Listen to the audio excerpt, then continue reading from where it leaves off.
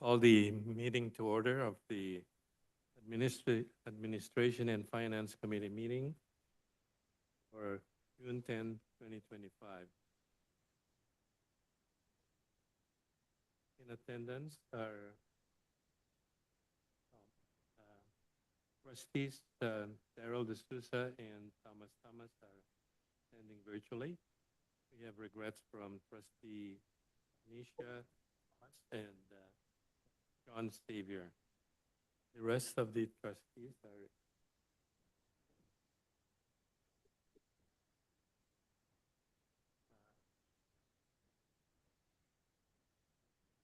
Trustee Del Rosario may be attending virtually.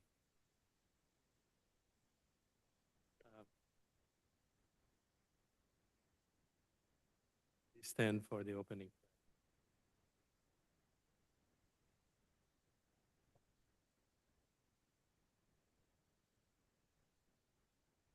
In the name of the Father, and the Son, and the Holy Spirit. Amen. O most holy heart of Jesus, fountain of every blessing, I adore you, I love you, and with lively sorrow for my sins, I offer you this poor heart of mine. Make me humble, patient, pure, and holy, obedient to your will. Grant, good Jesus, that I may live in you and for you. Protect me in the midst of danger. Comfort me in my afflictions. Give me health of body, assistance in my temporal needs, your blessing on all that I do, and the grace of a holy death. Amen. In the name of the Father, and the Son, and the Holy Spirit. Amen. The land is everything. It is what has been given and will be here until the end. It includes, it forgives, and it is a constant reminder to work to do better. This reminder is not passive. It is a daily call to action that we must always do more, a little more every day, to make the land, to make everything better, more hospitable, more equitable, mindful of the dignity of all. As always, we thank the Mississauga of the Credit, our local treaty partners, who have been stewards of this land for generations. Together, we commit to beauty and peace and to fight injustice, and vigorously, passionately, resolutely create a future with hope.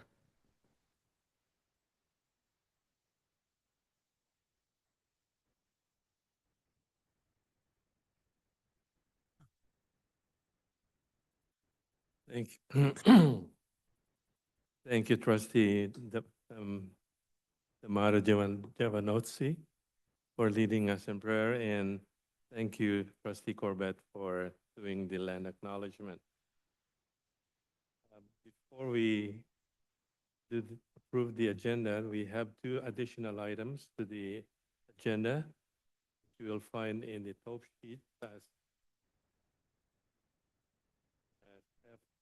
F2 and F3.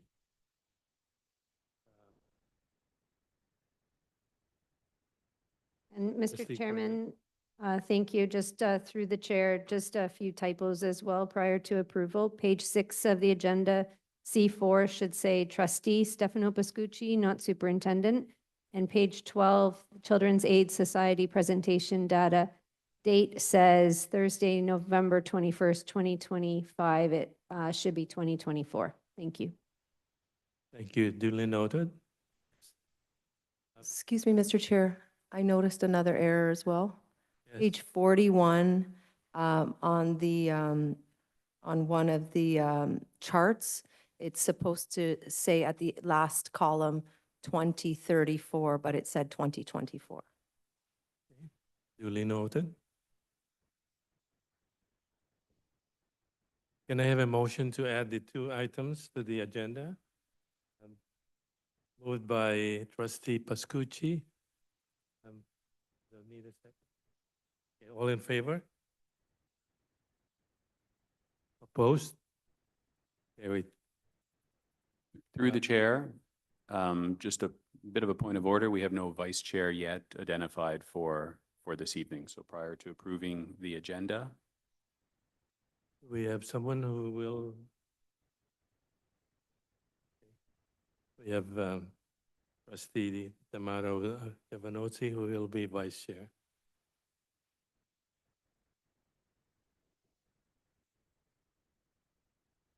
You guys have a mover and a voter? Can I have a motion to approve that? I'll move. Thank you. Moved by trustee Stefano Pascucci. Do we need a seconder? Okay. No. All in favor? Opposed? Carried. Thank you.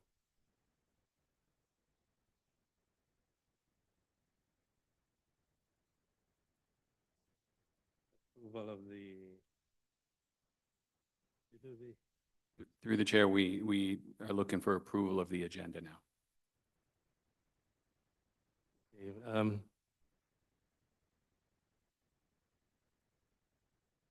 Okay, okay. Can I have a motion to approve the agenda as amended? Moved by trustee Del Rosario. In favor? Carried. Oh. Opposed? Seeing none? Carried. Declaration, we're in item A5. Declaration of interest. We have any? No declaration of interest. So we are at A6, item A6. Approval of the minutes of the Administration and Finance Committee meeting of April 8, 2025. Can I have a motion? Moved by trustee D'Amato Giovanozzi. All in favor? Opposed? Seeing none, carried. We're at in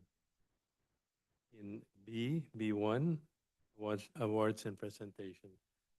So thank you and good evening, everyone. Welcome to our final Admin and Finance Committee meeting of the 2024-2025 school year. We do have a presentation this evening regarding flood awareness and prevention planning.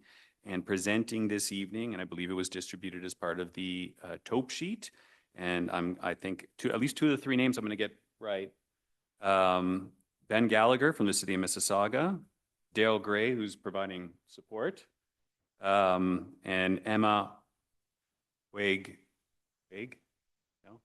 Haug Hindelen will be presenting this evening. So again, it is not a delegation, it's a presentation. So the floor is yours.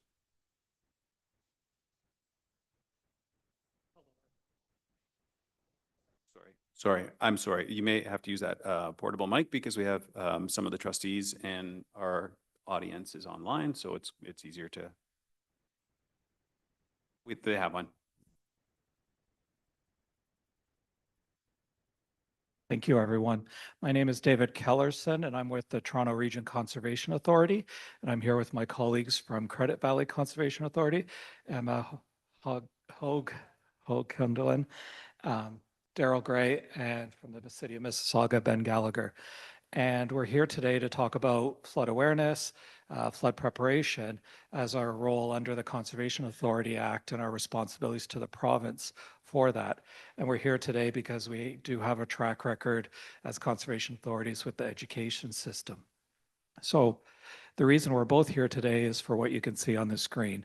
The Credit Valley Conservation Authority and the Toronto Region Conservation Authority split the region appeal. So we both have roles in this jurisdiction. Another reason we're here is because of what happened last summer. So we broke records, many records last summer.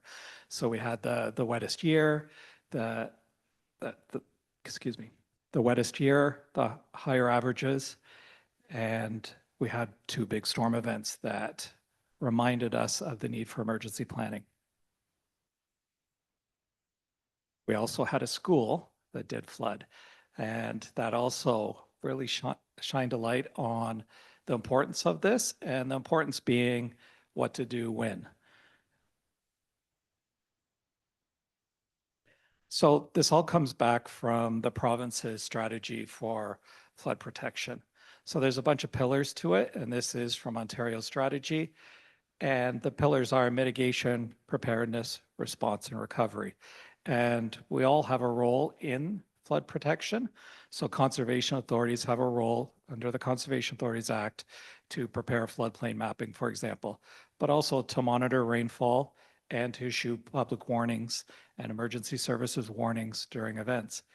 But then other parties have responsibilities as well. So municipalities will have the urban drainage system, they'll have emergency response, and landowners and how they manage their facilities have responsibilities to manage their risk. This is another slide showing the key responsibilities of conservation authorities. So we monitor weather, we issue flood messages, we operate a number of pieces of infrastructure, and we also provide advice. And this slide here, this is just really hammering home that this is a mandatory service for us. The mandatory service being the management of risks with natural hazards, the monitoring of weather and stream flow conditions, flood forecasting and warning systems, promoting public awareness is a responsibility under the Act, and we operate various pieces of flood control infrastructure. And these are funded by our municipal partners.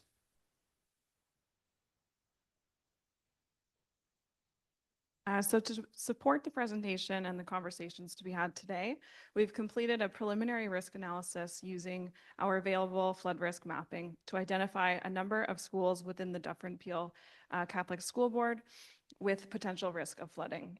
So within the city of Mississauga and Brampton, there's roughly at least 2 schools that are located within the regulated floodplain. And there are at least 23 which are located within 100 meters of the floodplain.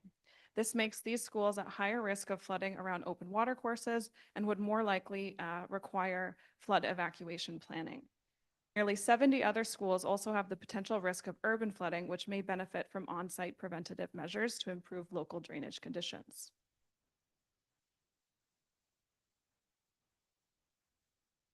There are several different measures that can be taken to reduce flood risks within our schools and keep our children and communities safe.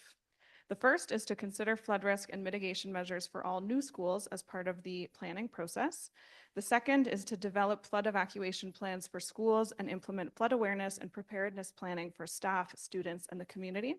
And the third is to adopt on-site flood control measures on schools to improve those local drainage conditions.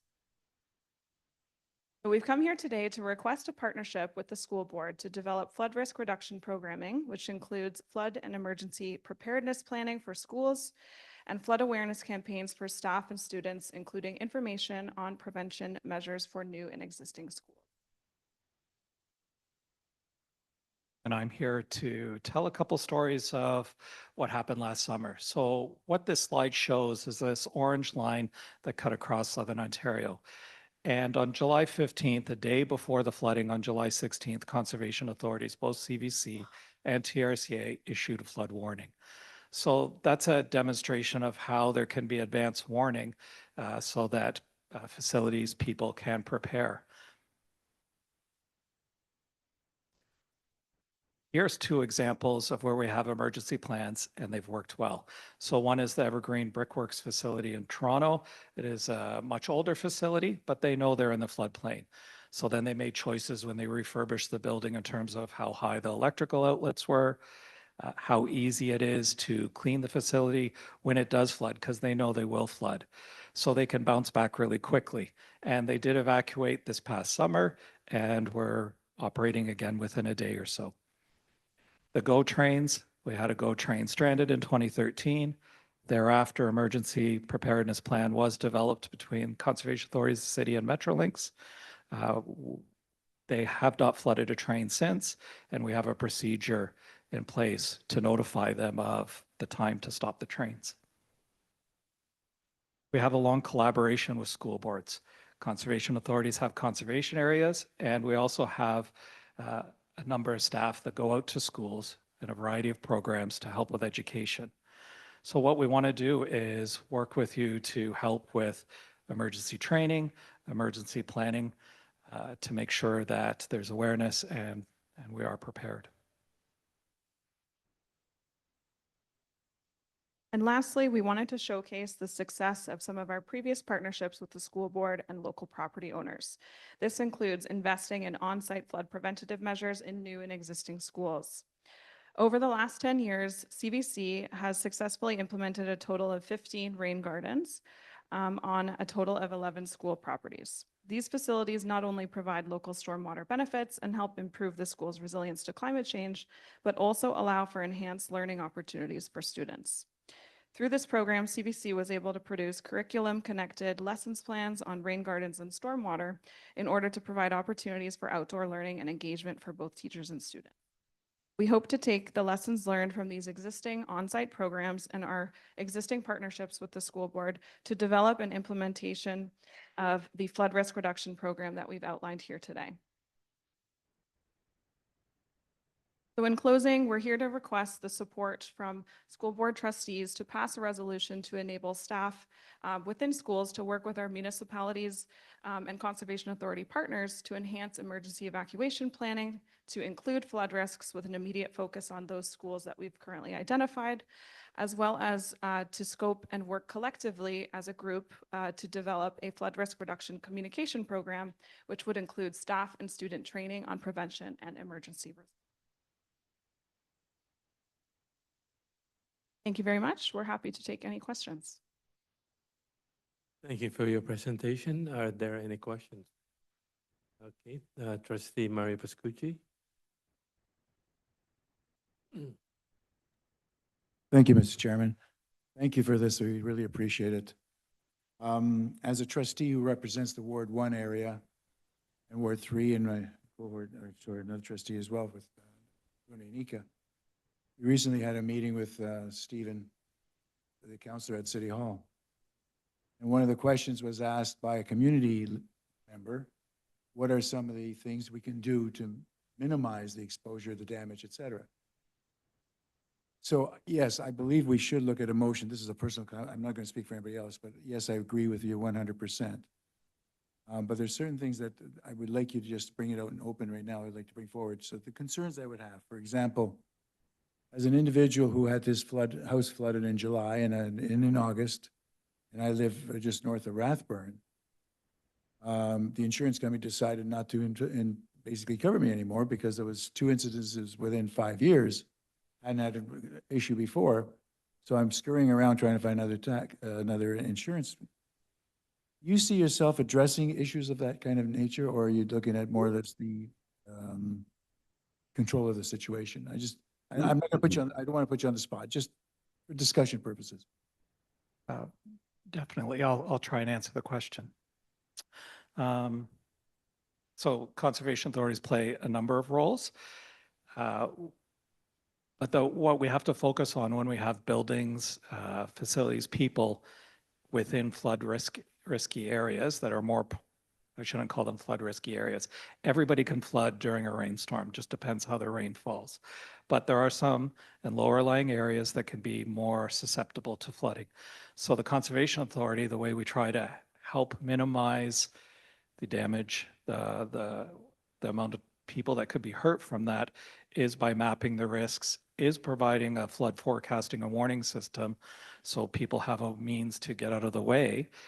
They have some advance notice, but it is very challenging to address buildings that are already in a flood risk zone. But what can happen is heating, cooling systems could be moved above a flood level so they don't have to be replaced. Electrical systems can be moved above the flood level, and that's where that flood mapping comes in. If I may, through you, Mr. Chairman, relative to the concerns of the communities, they're saying, you know, what kind of emergency opportunities? Well, how are we going to address these when these things happen? I'd like to have a follow-up conversation with your community, with your individual group, and just discuss the issue. And because as I said, I personally was put out, but there were tens of many, hundreds, if not thousands of people who were also affected. In this case was really unique in terms of, as we know, it sort of happened really quickly. But the description in the school was that, in fact, we had 6 inches of water at one point, and I want to thank staff for you know, obviously trying to minimize the amount of mold and try to control. And we did get our stamp of approval that we're going to attend this particular school. But this becomes not just one issue, but there's going to be outliners on that. And with that, I'd like to talk to you and anybody else that's interested, working with the principal, et cetera. So there's communication, so that it's high-profile issue. It was funny because of the conversation they had when it was flooding at St. Edmunds, and I'd like to ask you to put that school name on the list, St. Edmunds specifically. But what happened was the fact is that there was 6 inches of water. By the time the story got out, there was 10 feet of water, literally 10 feet. I mean, I'm not an engineer, but I would think 10 feet, you wouldn't have walls. I mean, water be pushed out. But, you know, all things being equal, the fact is that we should pay attention. And I really thank you, the timeliness of your presentation on this particular issue. Thank you for what you've done. See, Anika, is this along the same lines? Same, if there's a list, I have other questions, but if there's a list, go ahead. Trustee D'Souza, you had a question. Thank you, Mr. Chairman. I would like to get a list of these, firstly, these 2 very high risk category schools and the 23 high risk category schools. I mean, can the presenters send us this list so that we are aware? And they can even include the medium risk schools. Because we're talking of around 92 schools that are at risk within our Dufferin-Peel Catholic District School Board, which is pretty significant, 92 out of 152 schools. So is it possible to get a list of these of the schools that are in these very high and medium risk categories? Yep, absolutely. We can produce that. Thank you. Thank you, Mr. Chairman. Trustee Anika? Thank you, Mr. Chairman, and thank you very much for the presentation. Extremely informative. As Trustee Pascucci, Marios Pascucci indicated, we had met with the city, Stephen Datsko. And I'm wondering, I know that the organization and the city, I have always heard them together. I've never heard one here and one here. It's always been a collaboration between both organizations. So have you had a conversation at all with, and I'm just asking more out of curiosity, based on your answer would determine my next question, but have you had conversation with the local councillor, well, the councillor for Ward 1, if about the meeting tonight, hear your presentation? Yes, we have spoken both to Stephen Dask, Councillor Paleshi, as this forward to come here today. Okay, I'm wondering, has Councillor Dasko, because originally when Trustee Pascucci and I met with him, we had given him the name of our associate director because literally that's how political process works, right? And I know you know, so I apologize for mentioning it. But I know that the city the city staff was going to reach out because it would be a significant concern to us. I'll be quite honest with you. I knew of the one because of the situation that we had in Mississauga. I was unaware of the one in Brampton, and thanks to my colleague, Trustee D'Souza, the number or the school names of the 92 would be most appreciative, because we could then go out and advise our communities of whatever the schools are, to relay that to them, because I am betting that a number of them do not know where they are in this scenario. So the more information that we have, the more we can share as we go to council, parent council meetings, school council meetings, and share that information and provide them what you are doing along with what we are doing to help scenario the situation in order to avoid any of the pictures that you had there, more so with people, but as significant with kids, especially little kids in elementary school, right? If you could email those names, I know every council meeting that I will be attending from now until the September, October, I will be mentioning this because there are a lot of communities that have been affected by the rainfall, the significant volume of rain that's fallen, and the financial impact that it's had on some. I mean, I over on Paisley, until they finished that work that they did on the Cooksville Creek, that roundabout was a pool, literally was a pool, in my area that I represent of the school board. And the people there, as Trustee Pascucci indicated, could not get insurance again because it was every rainfall. In fact, ironically, I was just mentioning the other day as I was driving through that area with my brother-in-law that was visiting, how I mentioned that this area was flooded when it rained significant rainfall. So the information is fantastic. You're looking for partnership in. I read your scenario of what your ask is. I guess my question, Mr. Chairman, through you to staff, what do we need to do in order to move this along so that it materializes? So thank you, and through the chair, Trustee Anika, you know, in your discussion with the rest of the trustees, you're absolutely right that staff to staff, we meet and discuss all the time. So in preparation for this meeting and reviewing the PowerPoint presentation, it jumped out to me as well. And I know our team in the room. We have our health and safety manager, Jessica Fearing, back there. Corporate communications is right beside them, and Richard Mariah, our superintendent of facilities. The entire team is here. They've listened to the presentation. I think it's just a matter of taking the contact information which we have, arranging a meeting, and then we can report back to trustees. And in the request by both yourself and Trustee D'Souza, I believe we can work through General Manager Campbell's office to put together a communication that can be shared to all the schools once we understand, you know, what the significant impact is potentially to each and every one. Would that report come sometime in the early fall or preliminary early fall?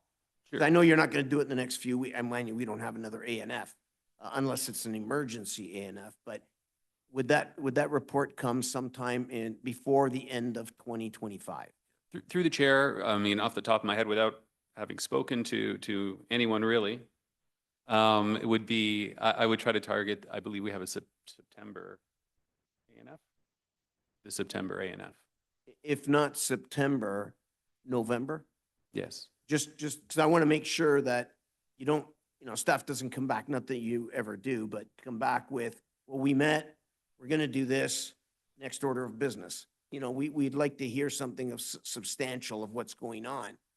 So that week, because by that time, council meetings would have started and we would already have started to have that conversation. And to me, it's more of an information to our councils than it is, alarm information, be afraid of this or be afraid of that. Because more usually, I know I won't speak for my colleagues, but I'm pretty sure we don't go with alarming information. We go with information so that they are aware of what's going on in their community or our community in order to ensure that if they haven't thought of it, we are thinking about it. So we're putting it on your agenda, councils, to know that this is what Dufferin Peel is doing in these areas. And here is the schools, and it's not yours, but it is yours. You know what I mean? If parents don't know, then they don't know. If we can share with them that information and the fact that we're taking a step forward to helping that scenario, I think they might be a little more at ease now that they do know. So that's where I'm coming from that perspective. Through the chair, what I would suggest is we'll target September, and at the very least for September, we meet, and we bring forward a more specific Dufferin Peel presentation that identifies our schools, where the schools are, impacts on our schools, what that all means as it relates solely to Dufferin Peel, a more drilled down version. We can have general recommendations in there, but the recommendations may come the next ANF meeting, but at least that initial one, we could say this is exactly how it impacts the schools in Dufferin Peel and to what extent, and to, you know, what measures are out there. And we may be able to wrap it all up in September, but if not, worst case, we can have a second follow-up report in November. And can staff, if you indulge me for a moment, I just want to go back to the slide, and thank you very much for the slides. Were extremely helpful. On page 5 of the report, or the tope sheet that we got, I guess is page 4, where it talks about very high in floodplain. One in Mississauga, one in Brampton. Can staff bring back information on all of them, but specifically those two, and particularly to what was mentioned in the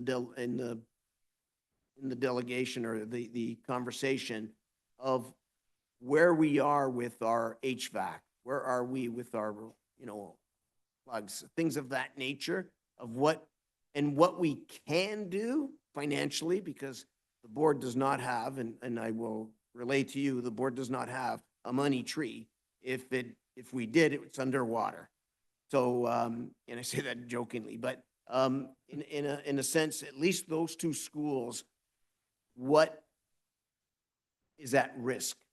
I mean, we know that the kids are at risk, but from an HVAC equipment perspective, the plan can always be worked out. But knowing what the impact would be to the schools if water were to enter into the building, you know, what would it affect specifically? Like HVAC, would it affect the HVAC? Would it affect this? Would it affect that? Those are the, just in generalities of what it looks like today, and what changes we may be able to make, and what we can't make, and is it a financial reason? Because then we could go back to the ministry and say, well, floodplain analysis came back for Dufferin Peel, and, well, Mississauga and Brampton in this particular. You do Caledon as well? Yes, for this presentation, we just did these two. We'll expand it to Caledon as well. Yeah, because Caledon is part of our, Dufferin County is part of our board. So if that, are there any in Caledon that are in the floodplain? Off the top of my head, I'm not sure. Okay, yeah, if you could add that as well and send it back to staff, that would be, that can be incorporated into the report that we get. Perfect. Thank you very much, Mr. Chairman. Thank you, staff. Trustee Pascucci? Thank you, Mr. Chairman. Thank you, Bruno, for all that. I do appreciate it. We work hard out with the community, and this is a situation that doesn't talk about just education. It's an environment issue. We received an email a while back, and I'll mention the names that was CC'd on it. One was Paul Calandra, Minister of Education. One is Jill Donlop, Minister of Emergency Preparedness and Response. Worship, Carol Parrish. Councillor Stephen Dasco. Charles Souza, MP. Rudy, MPP. And Marianne Mazzarato and Applewood Acres. So these are the individuals I believe we should be putting into this organization, because we realize that there's going to be some political requirement to push down, but the fact is, at the end of the day, we don't have the money, as I said a moment ago. We just don't have the money. But they should be aware that this is not just an element of, hey, we got an issue here. Something a little bit more than that. And I will share this list with our staff, and they'll get to communicate with you. We should also include, if I may, and I don't want to be I want, but these are the ones that are affected by it. Obviously, St. Edmunds, Queen of Heaven potentially, St. Dominic's potentially, new school that may be on Lake Shore, where Stephen Dasco's doing some work down there, St. James and St. Paul's. These are, and I would have to look at the map to see what they are. Because it still comes back and burns me. The fact is that I could not get insurance. And I ended up paying almost $800 to $1,000 more because this is not, he's fully, but because we couldn't get insurance. And I, 2 claims after 40 plus years, and they'd say no. There are other people who just probably, are going to have a difficult time paying that extra dollars, whatever that is. And I heard some people saying, we're going to go with no insurance anymore. I said, you got to be kidding. Where are we going to get the money? So it becomes an issue that becomes bigger than all of us, if you will. So tomorrow morning, I'll be contacting the principal at St. Edmunds and say to the principal there that, in fact, this is discussion here. And even if it means inviting some of the school councils to a membership meeting of some sort, that everybody will see that we're all working together. That's not just a show, but that's actually action. So I want to say again, thank you very much for coming on and bringing it to our attention. Definitely look forward to working with you. Trustee Yanika? Mr. Chairman, through you to staff, if I could, have we had any situations, not from a residential perspective, because really I don't think it's to do with presentation, but from a school or school board perspective of not getting insurance because of the, if for the sake of an argument, if St. Edmund was to flood out 3 years in a row, God forbid, but let's just play the devil's advocate for a moment. Would our insurance company have the same challenge, and would we need to incur that cost as a board? Through the chair, we haven't run into that same situation. OSB continues to cover us throughout these instances. Thank you. There being no more questions, thank you very much for. Trustee Corbett? Thank you, Mr. Chairman, and through you. We have, thank you for your presentation, by the way. We have trustee representation on external committees, and one of them is the Natural Science and Education Committee, the Toronto Regional Conservation Authority. Is that the same committee that you are part of? Yes, Daryl Gray, who is here, is part of that. Okay, thank you. And through the chair, has this information been shared at that committee level? Ask Daryl Gray to answer that question. I was anticipating a nice quiet night in the back and listening to this amazing presentation. So David did do a brief presentation to the committee members earlier this year, but it was at a higher level, just about the role of conservation authorities in helping manage flooding within. The role of that committee is primarily focused on advancing shared goals related to out-of-classroom learning specific to natural science, conservation, and the environment. Obviously, flooding is part of that, so Trustee Thomas is the representative on that committee that's comprised of school board trustees from the 8 area school board members. But certainly that's one area that we can look at, making sure that we're bringing more information on this through to your board of trustees as a mechanism to ensure that the trustees that are on that committee do bring back that information. I know you do have a section on your agenda for those trustees to be able to share information, so we'll look at that. I do want to just thank you for your time and your consideration on this, and the communication aspect is essential. So the conversation about sharing with parent councils and school councils is really important to us, and partly why we're here is to really build that partnership that we've had for generations with the school boards and conservation authorities in Ontario, primarily through one specific mechanism in the Education Act. But the more we have the opportunity to share this information with you and your communities, it helps them plan for potential emergencies, but also understand what the potential risks are. So thank you very much for your time. We'll make sure we take that back to that committee of trustees that reports.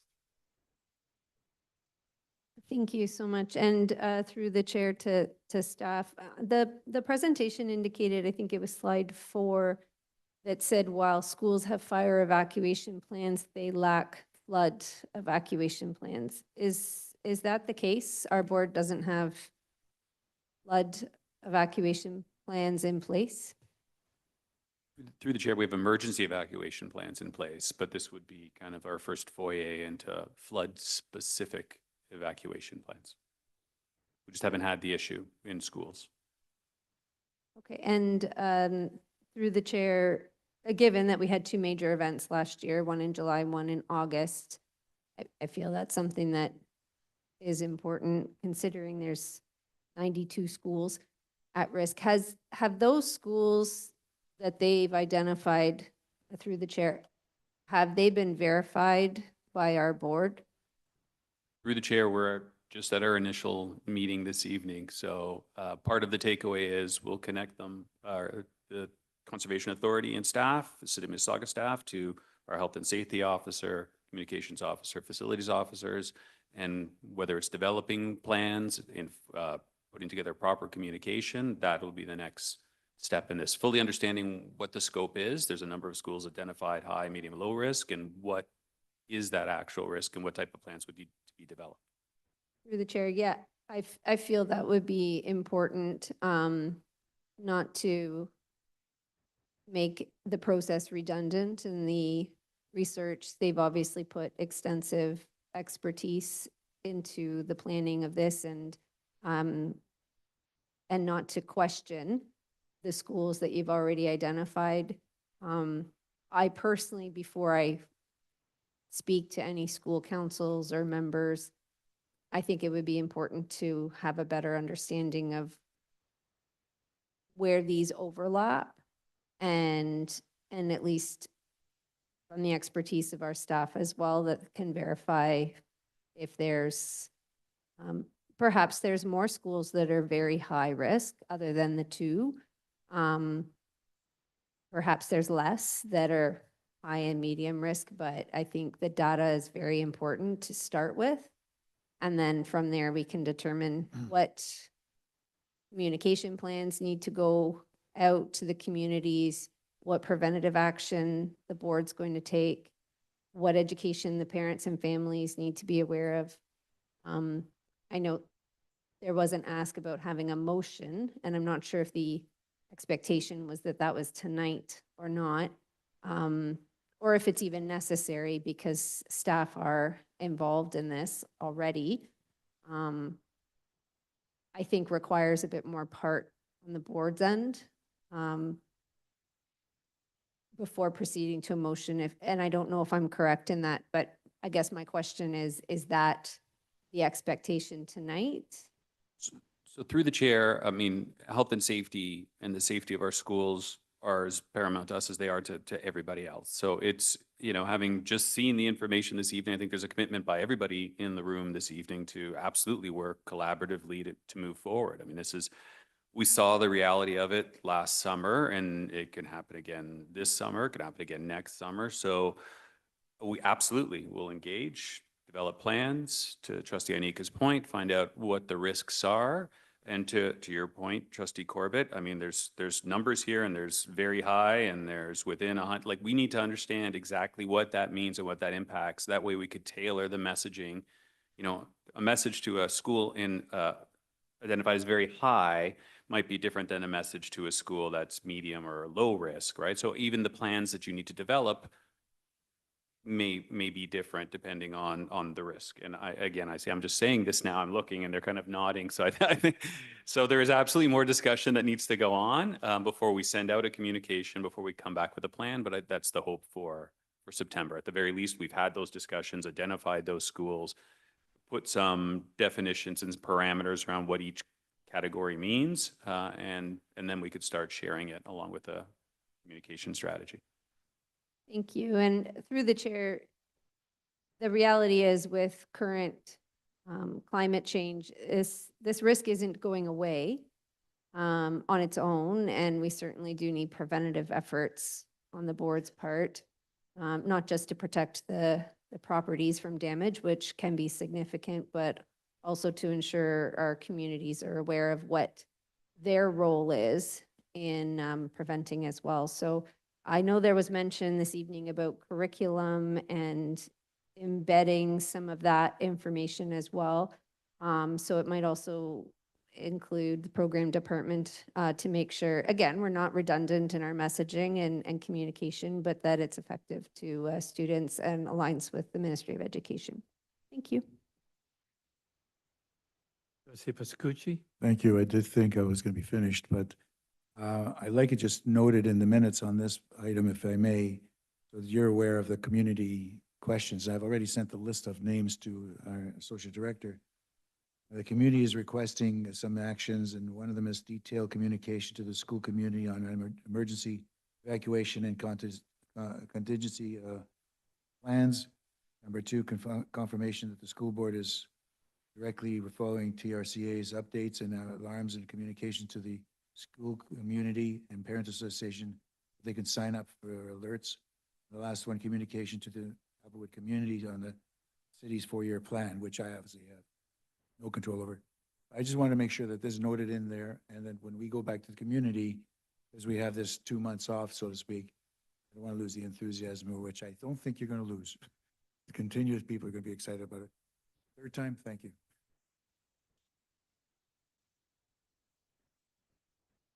There being no more questions, I want to thank you very much for your presentation. It generated a lot of comment and suggestions. Good night. Thank you.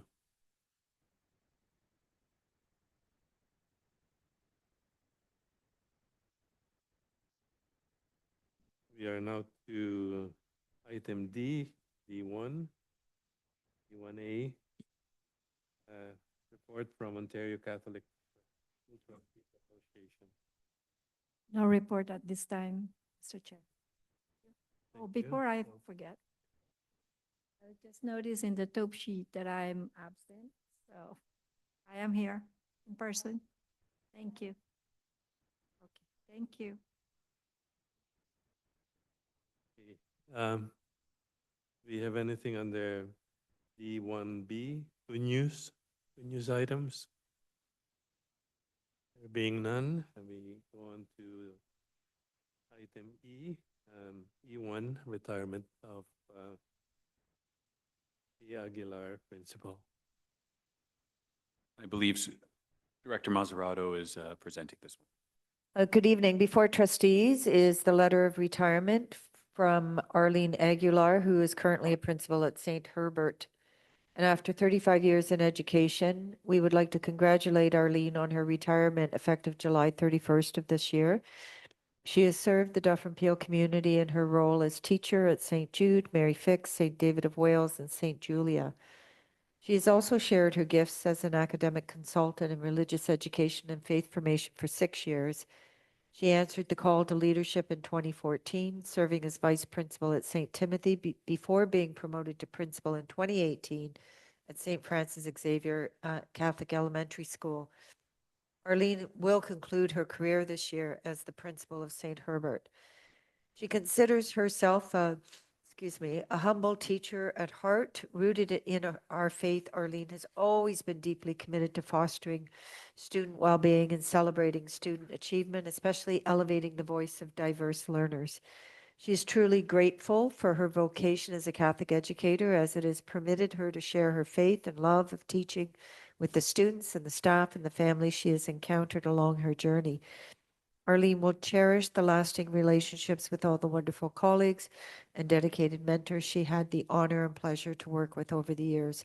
We extend our deepest thanks and heartfelt appreciation to Arlene for her contributions to Dufferin Peel and to Catholic education more broadly. May God bless her, and may this new chapter be filled with joy, relaxation, and the fulfillment of all her dreams and aspirations. We congratulate Arlene on her retirement. Trustee Del Rosario. Move with regrets, and I would like. Arlene called me last week, actually, while at the conference, just to make sure that I know before it comes out that she is retiring. I was very sad because she really brought a lot at St. Herbert Catholic School. And, you know, St. Herbert became so vibrant community with so many things happening. So I just want to wish Arlene congratulations on basically graduating to the ultimate level, retirement. So although I think she is too young to retire, but we discussed that too. She said she's ready. This is the time that I think she wants to spend time with her family, especially her aging mother. So I do wish her all the best.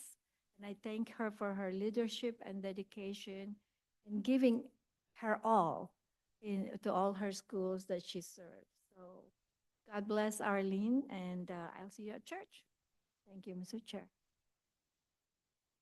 Moving on. Trustee Yanika? Thank you, Mr. Chairman. Without repeating what my trusted colleague indicated and how eloquently the director said her spiel, I'd only want to touch base on one thing with Arlene. Every time she walked into a room, her smile and her laughter radiated the entire place. I know at St. Timothy's, that community absolutely loved her, as the trustee respected her and her ability. I was sad to see her leave, but you know, when good people are in your schools, you really don't want them to leave, but sometimes you have to give up something so somebody else can experience that experience of having her in the school. I know some of my colleagues have experienced that, as I have, multiple times. And when she left, I was sad, but I was happy for her because ultimately she wanted to become a principal. So I wish her health, happiness, and not laughter, because she just laughs as it comes. So congratulations. Okay. We move on to item E2, receipt of Upper Governance Committee minutes for March 20, 2025. Trustee Corbett? Thank you, Mr. Chair, and through you. Just on, with respect to this item, on page 17 for a school bell time review, it's mentioned that there are 10 requests for school bell time changes that have been received for the 2025-2026 school year.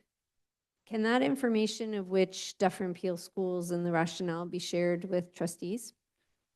Sure. Through the chair, we can share all 10 schools, because 7 of which are public school boards, 3 of which are ours. Just for the sake of the table here, the 3 schools that are Dufferin Peel schools include St. Monica, St. Ruth, and St. Rita. St. Ruth is brand new, so it's the establishment of a brand new run. And then every year, StopR goes through this. They receive requests from schools and school councils to move their bell times a little bit this way, a little bit that way. When they are too significantly moved one way and it upsets the routes and the timing with other schools when they let out, they're typically denied. If they're just slightly moving and it even makes the route more efficient, then there is consideration for approval. But I can share the entire list with all trustees in issues and events on this week. Thank you. And through the chair, as a trustee who had the experience in a previous year where it was not a Dufferin Peel school, it was the coterminous school that had approved a bell time change, I think it's as much as possible where staff can keep trustees apprised of decisions, because a lot of these schools, they're so close, they even potentially share school grounds. Would be helpful for us to have a heads up when we're at school council meetings and when it comes up and parents ask, then at least we can provide, you know, some additional information. So I really appreciate that. Thank you. Trustee Del Rosario? Thank you, Mr. Chair. Hmm. Just a question of clarification on page 17 for a bus driver bonus, recruitment bonus. I just want to say, are we supposed to be paying that? Is Dufferin Peel paying that, or is it the bus operators paying that? Through the chair, I'm just on page 17. The third, Oh, the retention bonus. yes. Oh, sorry, that's flowed through the ministry. Also, the ministry is paying that. Yes. Okay. Good to know, as long as it's not coming from us. Just another question, Mr. Chair. I noticed the meeting started at 10 o'clock. Is that right? And it ended at 10:10? Through the chair, And- we're a very efficient committee. That efficient? I'm just surprised. I'm just like, really, for 10 minutes? Through your the chair, Thomas presentation? Thomas is a fantastic chair of the Stop Our Governance Committee. So you finished at 10:10. Through the chair, I believe Thomas Just- Thomas can Yeah. confirm that we finished at 10:10. Yeah, we're having another meeting on 19th. Stop on. I'm Right. just thinking, Through the chair, yes. We were having Finished. we have our final meeting on the 17th. Through the Would that chair, be- we never try to beat the record. We're just Yeah. very extremely efficient. okay, well, all right, I just want to point that out. It's just like with the presentations, everything is just like 10 minutes, you sure? It's wonderful. So maybe it's 5 minutes next time. Thank you. Thank you, Mr. Chair. Trustee Stefano Pascucci. Thank you. I was going to say, hopefully you guys got up before parking was charged, but it was a Teams meeting, so it's fine. Question to you, Mr. Chairman. With these potential changes of timing for schools, is that going to penalize us with ministry funding? So if the ministry says that it's not efficient, they're going to take funding away? No, through the chair. So all the requests from both boards, what is supposed to happen in a very perfect world, we had a bit of a hiccup a couple of years ago, but that's not, that wasn't STOPR. Is the requests come into STOPR the same time every year, and they analyze the requests and they map it against their routing software. So if it makes the route inefficient, they deny it. It's only requests that make the routing more efficient that they approve. So to answer your question, we're not doing anything or approving anything that makes the bus routing less efficient. Perfect. Thank you. Thank you, Mr. Chairman.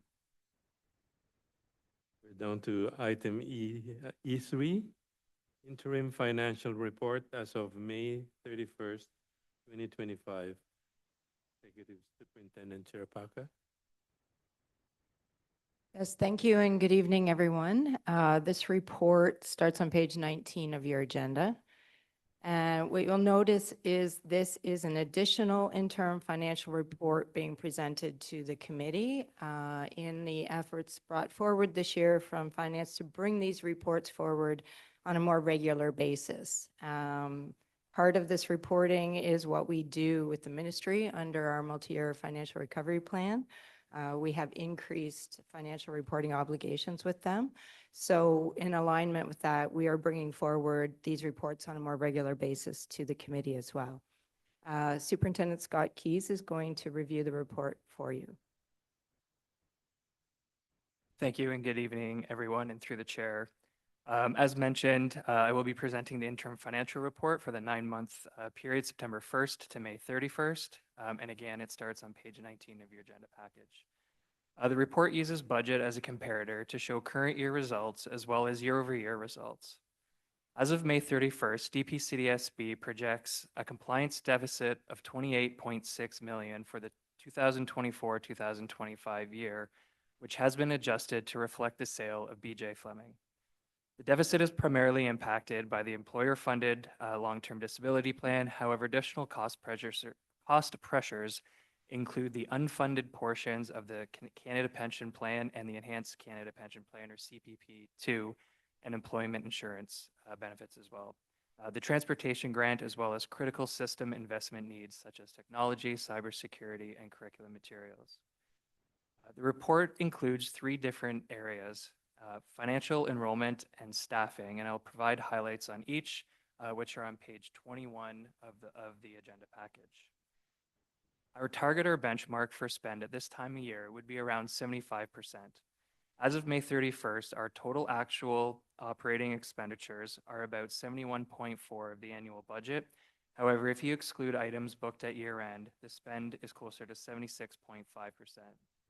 On page 22, further details are provided to the variance expense categories, with most of the expense categories falling within target levels. The middle and last section on page 21 shows the in-year change in enrollment and staffing, respectively, from the original projections to the revised estimates from December. There have been no changes since the last reporting period on either of these criteria. That concludes my report, and I'm happy to answer any questions that trustees may have. Trustee Corbett. Thank you, Mr. Chair, and through you. Thank you for the report. I know the interim financial report this evening is related to the current 2024-2025 school year, and my question is actually about the upcoming school year, so I hope that is okay. It said early enrollment projections for 2025-2026 indicate limited change for Duffer and Peel, so the elementary decline is offset by the increase in secondary. Interestingly, though, the ministry is publicly reporting that it's investing $30.3 billion in core education funding to focus on student success. My question is there a change in the per pupil funding for the upcoming school year? Are there any details that you can share about that? So through the chair, what I can share is similar to what we brought forward when we were talking about the core education information. And yes, there has been an increase in funding from the ministry, but the vast majority of that increase is related to covering the costs of the negotiated salary and benefit increases. So we notice, I think the year-over-year increase is about 3.3%. We know salaries negotiated are 2.5%. We know there's additional money in there in the transportation area, which is going to be helpful to Duffer and Peel as well. So yes, year-over-year, the per pupil amount is going up, but that's related to the fact that the ministry is covering those negotiated increases. So it will go up because of that, but there's no new investments in any student achievement initiatives, just the ones that existed last year. Thank you. Trustee Yanika? Mr. Chairman, can staff confirm if I heard or read it right, that we were short in transportation, 6.5 million. We were short in EI and CPP. I'm gonna, if I have to hazard a guess, I'm gonna say collectively either $4.5 to $5.5 million combined. Did I have that right? I saw it somewhere, I read it somewhere, I heard it somewhere that I know. And I'm just wondering where we are with that. If the ministry has given more in transportation, is that number changed? If it's $10 million short, what is it short now? Or is it, I don't even hazard a guess at saying it's surplus, but which is it? So through the chair, when we do present our proposed operating budget, we do delineate how much of that deficit, we will have a deficit, is related to LTD, how much is related to transportation, how much is related to underfunded CPPEI. We are, although not quite there yet, we know that the increase in core ed is going to help that transportation position quite a bit. So that underfunded position is going to change. The underfunded CPP and EI, we did not receive any additional funding from the ministry for that aspect. That is the same for every board in this province. Every board in this province is underfunded for the statutory benefit pieces of increasing CPP and EI contributions. So there will still be a shortfall in that area. I don't have the number yet. I know we were asked at the last meeting too. We will share that. But that piece is still underfunded, but transportation is getting much better. When staff knows, and it doesn't matter that you don't have it tonight, it's not the end of the world, but when staff knows if possibly it can be put at one issue of issues and events so that we are aware and you know, when I speak about it at councils, I talk about all three of those, transportation, EI, and CP. But at the end of the day, in that verbiage that staff puts, can you put what the net increase is per child? Because in the past, every child was getting I don't remember what the numbers are, but let's just say for the sake of an argument, in elementary, it was 4,900, and in secondary, it was 5,300. I don't remember what that number was. I remember as a trustee decreasing it 10% way back when, and 20%, and then giving back a certain percentage. And schools were saying, we don't have money to do anything because you took 20% away. And that was when we needed to do it. That was when we eliminated industrial arts, family studies. So that's going way back. And I was probably just green as a trustee. And we had to make that decision. That was when there was 21 sitting around this table. But can staff indicate what the net per child increase is? Is that something that can be done? Through the chair, yes, we can try to give as much detail as we can once that's communicated. I think, if I may say, Trustee Ionika has mentioned two different types of per pupil funding. One is the per pupil amount that the core ed comes through as. Once you add up all the grants and divide by enrollment, you have a per pupil amount that they're funding. The other per pupil amount that's being mentioned is what's funded to schools. We give them a per pupil allocation for their school budget, which has changed sometimes over the years, but we could look to provide both of those pieces of information. Yeah, both of those, I'd be equally, but more so, it's an oxymoron, but I'd be more interested in the school funding, because I don't ever recall in 33 years ever increasing that budget. I don't remember it. It could have happened, but I do not remember it. But I do remember taking the money away. That I do remember, unfortunately. But if staff could put that in issues and events, that would be most appreciated. And I do have a in-camera question on this report, Mr. Chairman. So when we get to in-camera, not specifically to this report, but in general, that equates to that is directed towards financing.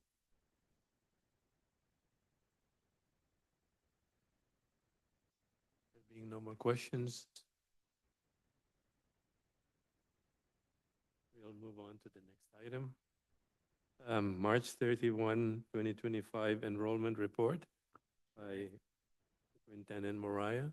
And through the chair, we're inviting Manager Cox to present the report this evening. Thank you. Good evening, and through the chair.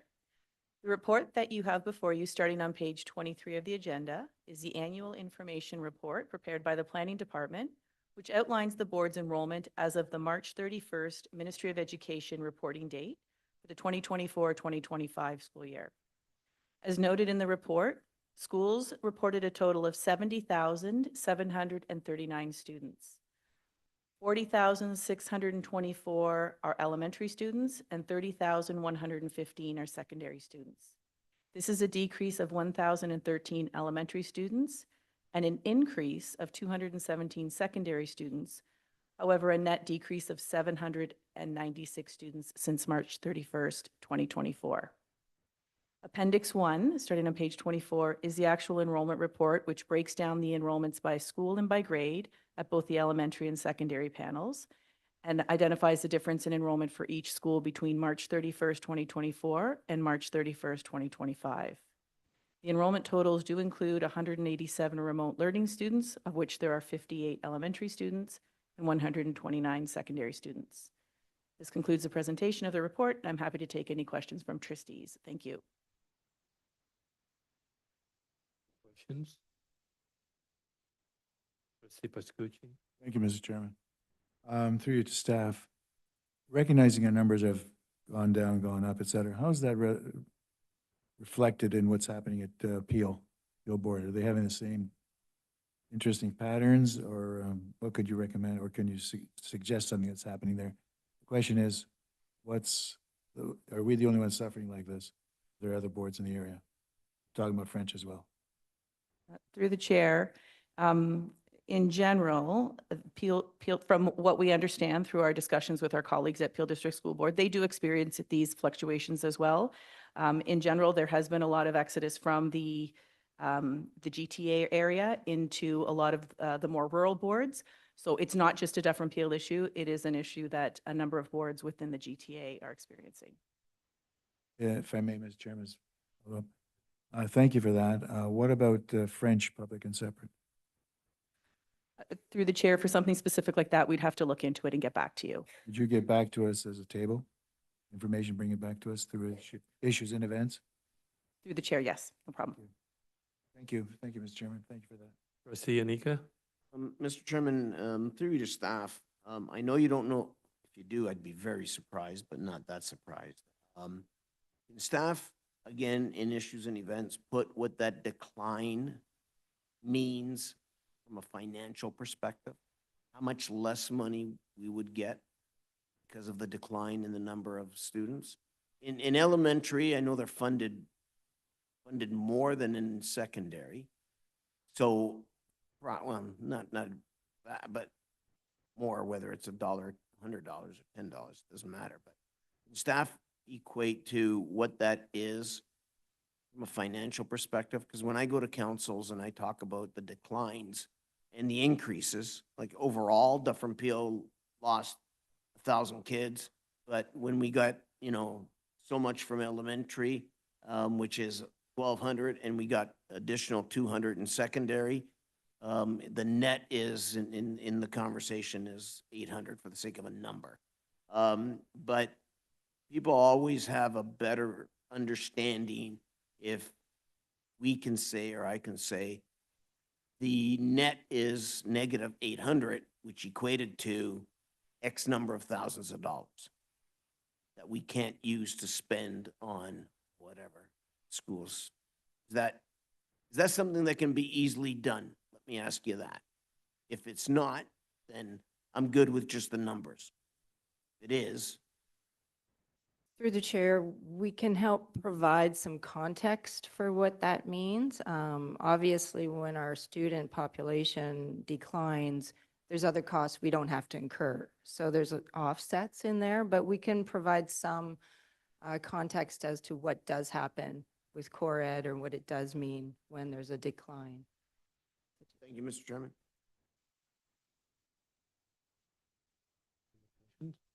Yes, Mr. Chairman, if I may. Trustee Is there somebody Gucci. before me? No. Thank you, Mr. Chairman.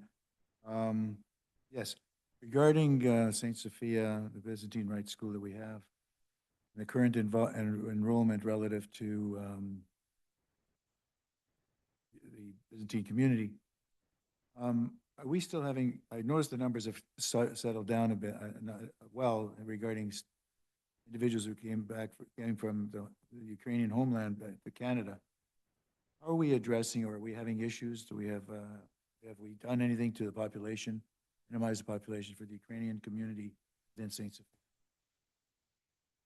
Through the chair, so we have an established number of students that can fit into the school per grade.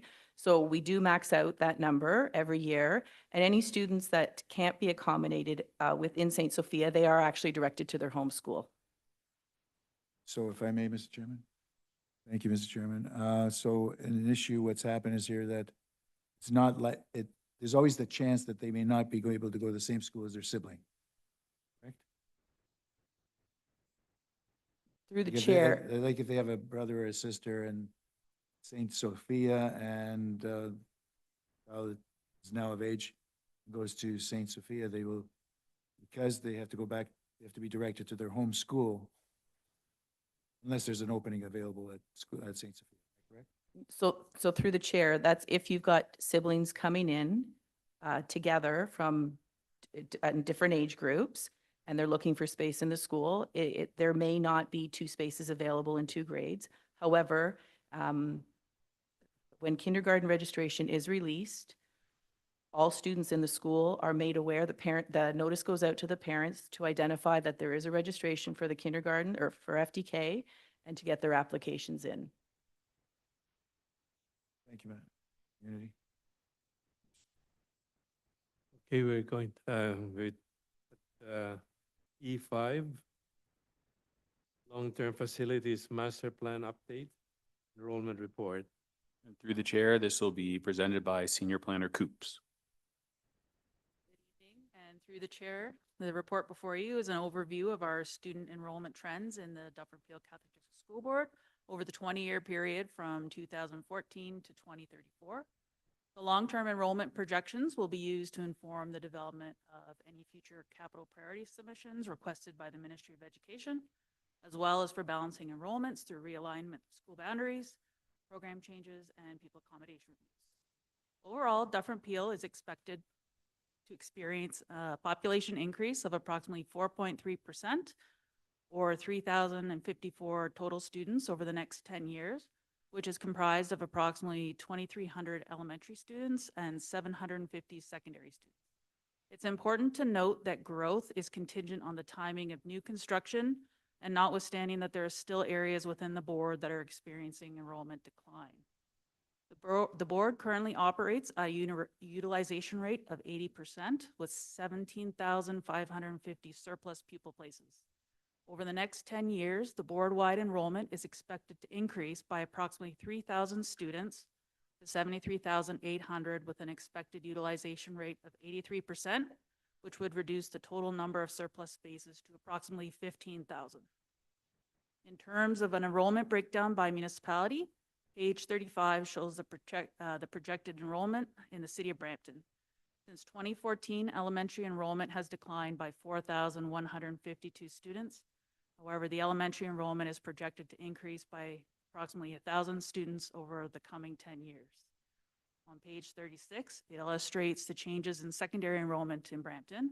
In 2034, enrollment projections indicate a secondary enrollment of 11,697 students, which suggests an increase of 350 students over the next 10 years. Enrollment is expected to remain near capacity at the secondary panel in the city of Brampton. Overall, new provincial housing targets have allocated 113,000 new residential units to the city of Brampton. Large areas are slated for intensification and growth, which will generate the need for new schools, while other areas of Brampton will experience enrollment decline. In the city of Mississauga, provincial housing targets have allocated 120,000 new residential units, with approximately 80% being high density. Historically, high density units have not yielded a high number of students for Dufferin Peel. Existing new residential development in South Mississauga are attributing to projected growth in communities such as Port Credit and Lakeview. Enrollment is expected to remain stable at both the elementary and secondary panels over the next 10 years, as illustrated in charts 4 and 5 on pages 37 and 38 of the report. For Mississauga in 2014, the elementary enrollment was 26,471 students. In 2024, Dufferin Peel reported an actual enrollment of 21,190 elementary students, which is a decline of over 5,000 students in a 10-year time span. In 2034, enrollment projections indicate that enrollment will remain relatively stable with a slight increase of approximately 400 students. Chart 5 shows the secondary enrollment in the city of Mississauga, which was 17,987 students, and it declined to 16,338 students in 2024. In 2034, enrollment is expected to remain relatively stable with a projection of 16,549 students, with a utilization rate of 97%. The town of Caledon continues to experience moderate residential growth. If you refer to the chart on chart 6 on page 39, you'll see that elementary enrollment is expected to increase over the next 10 years. There are large planning areas that are currently being developed south of the new proposed Highway 413. Combination of new development growth and a higher than average student yield contribute to this increased enrollment. In Dufferin County, residential development also continues to occur. Current utilization rate is 105%, and the enrollment trends are expected to remain stable. Chart 7 on the bottom of page 39 illustrates enrollment growth over the next 10 years and show a slight increase in projected enrollment over the next 10 years. Secondary enrollment for Dufferin County and Town of Caledon has increased from 1,962 pupils in 2014 to 2,552 pupils in 2024. Enrollment is projected to increase by nearly 7%, which is approximately 177 students over the next 10 years. In conclusion, the overall enrollment at Dufferin Peel is expected to experience a slight increase in enrollment of approximately 4.3% over the next 10 years. It's anticipated that the growth from the elementary panel is approximately 5.7%, and the secondary panel is 2.45%. The growth is highly dependent on the timing of new construction. While large development areas have been identified for intensification, this may be inflating growth numbers long-term. Long-term enrollment projections will be used to guide recommendations for new pupil places, either through new schools or additions via the Capital Priorities Program. This concludes the presentation of the report. Manager Cox and I would be happy to take any questions. Trustee Stefano Pascucci. Thank you. Through you, Mr. Chairman. Apologies for not giving you this question beforehand. I just noticed it now. If you look at the French immersions, so how we split it up between grades 1 to 4 and then 5 to 8, can somebody explain to me why we lose students in the transition from 4 to 5? The reason why I ask is, I understand, some kids don't want to go to the different school because they have a sibling in a younger grade or whatever it is. But like one school, it's almost half. So like we lose half our students to in French immersion. Through the chair, there's a number of reasons that we could lose students. We haven't done an in-depth analysis, but one of the reasons could be that there are some students that transition from the French immersion program into the gifted program, because that starts in grade 5. There's also the extended French program, which starts in grade 5 as well. So we may see a transition of students going from extended or French immersion to extended French. So then in the case of St. Pio, for example, on page 50, look at 2024 numbers, 122 students in French immersion. Then they transition to St. Jude's. Am I looking at 68 or 72? Like what number would I be looking at? So the reason for the drop those are the total numbers. So it would include grades 1 to 4 and then 5 to 8. So traditionally we start off classes from grade 1. We try to start off most centers at 2, be 2 full classes of 23.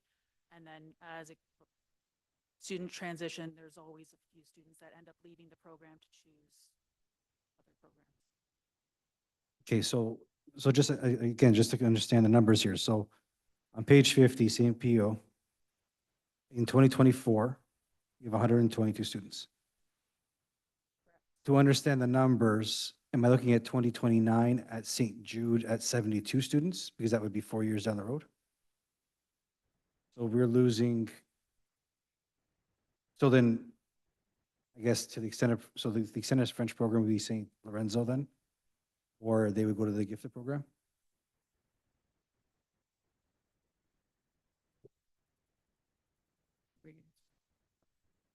So through the chair, as we mentioned, there's a number of reasons where they drop off, and there's even so students also actually just go back into the English program.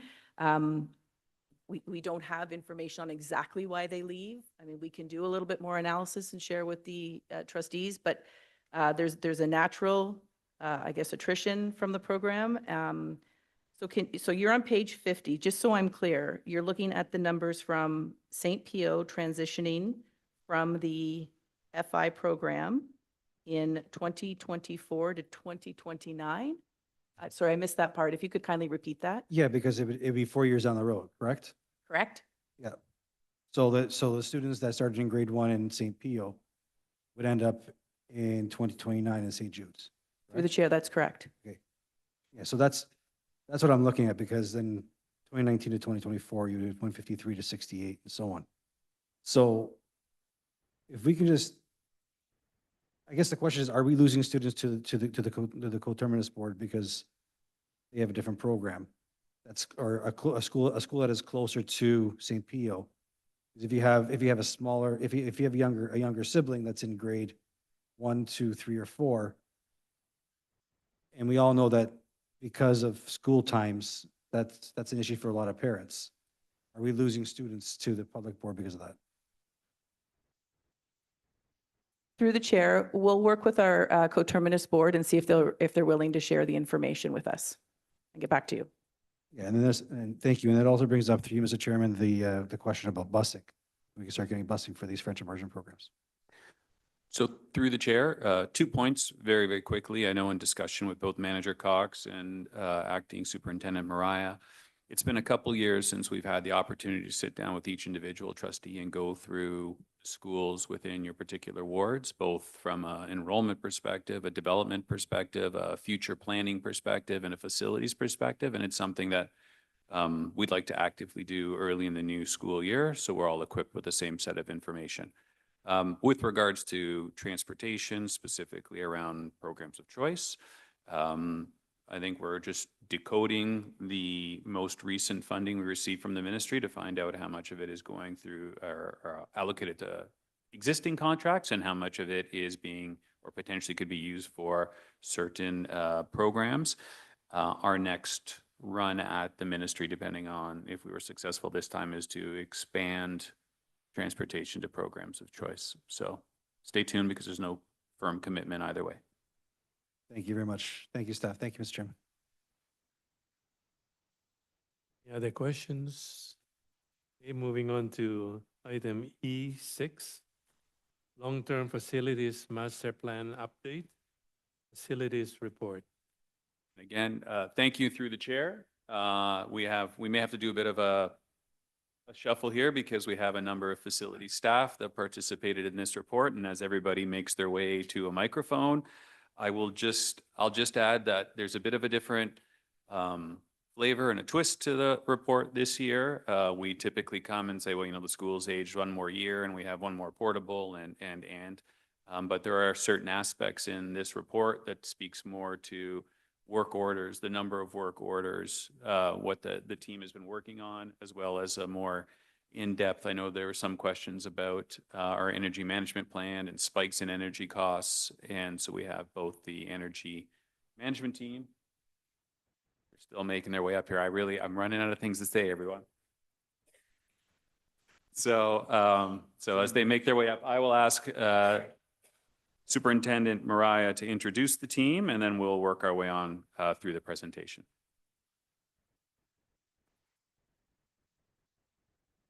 Okay, thank you very much, Associate Director Del Bianco. Good evening, trustees. Through the chair, I'm pleased this evening to present the Long-Term Facilities Management Plan Update report. Joining me this evening are James Fennick, Manager of Capital and Facilities Renewal, and Mark Lim, our Energy Management Engineer. This report is intended to provide an overview of the current and projected state of our school facilities. Dufferin Peel currently operates day school programs at 151 schools, 125 elementary, and 26 secondary. In total, these schools account for approximately 11 million square feet of space, or 1 million square meters. The schools range in age from 4 years old to approximately 70 years old. Over 70% of the current school inventory was constructed since the 1980s, with the largest grouping, 46, being between 1996 and 2005. There are currently 7 schools in the facility inventory that were closed due to pupil accommodation reviews or new school construction, of which 2 schools have since been declared surplus for disposal. The list at the bottom of page 86 and the top of page 87 identifies each site and the current uses. Since 2020, planning department staff engage users of space from other departments with an objective to examining opportunities to make more efficient use of available space across all these facilities. In addition to determining the possibility of consolidation towards potentially declaring these facilities as surplus to the needs of Dufferin Peel, according to the Ministry of Education direction, this review remains ongoing. In 2023, Dufferin Peel obtained approval from the Ministry of Education to use proceeds of disposition revenue, $2 million, to partner with the City of Mississauga on the redevelopment of Anaka Park next to Ascension of Our Lord Catholic Secondary School in the Malton area to serve the students in that community. Include a new lit sports field and track. Construction is in progress with completion scheduled to be September 2025. This year, facility staff worked with the City of Mississauga Park Development staff to replace the sports field at St. Aloysius Gonzaga Catholic Secondary School. The work is scheduled to be completed prior to school opening in September. Dufferin Peel continues to explore potential opportunities to upgrade existing secondary sports fields, subject to available funding and ministry approval.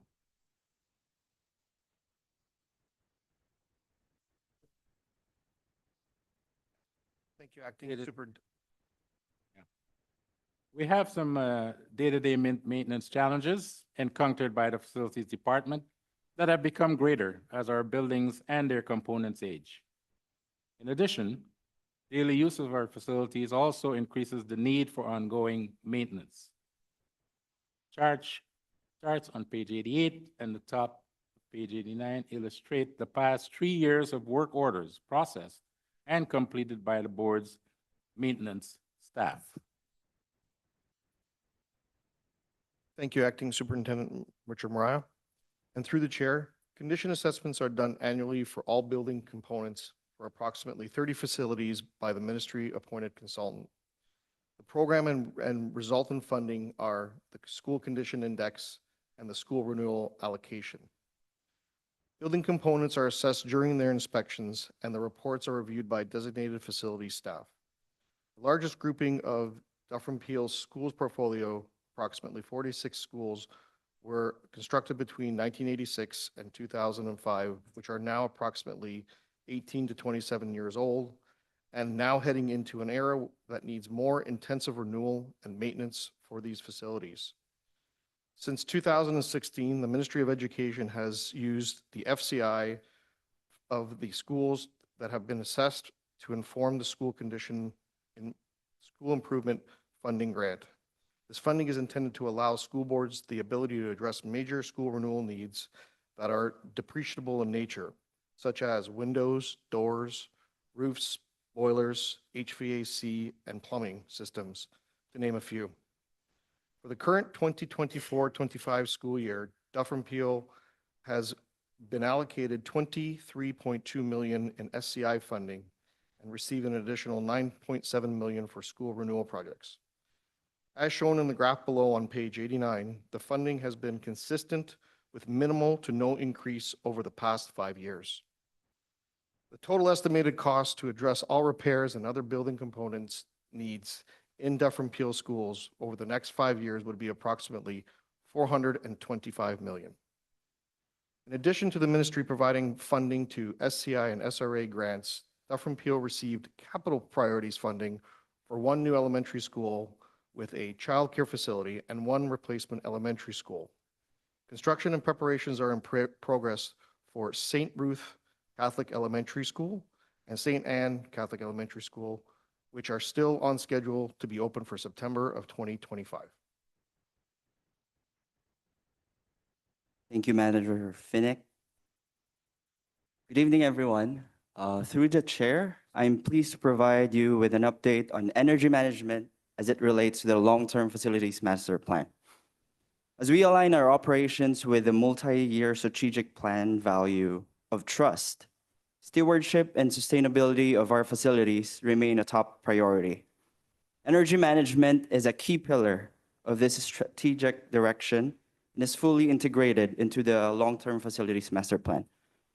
Through focused conservation efforts and strategic investments in building performance, Dufferin Peel continues to make measurable progress in reducing energy use, lowering greenhouse gas emissions, and containing the rising costs of utilities.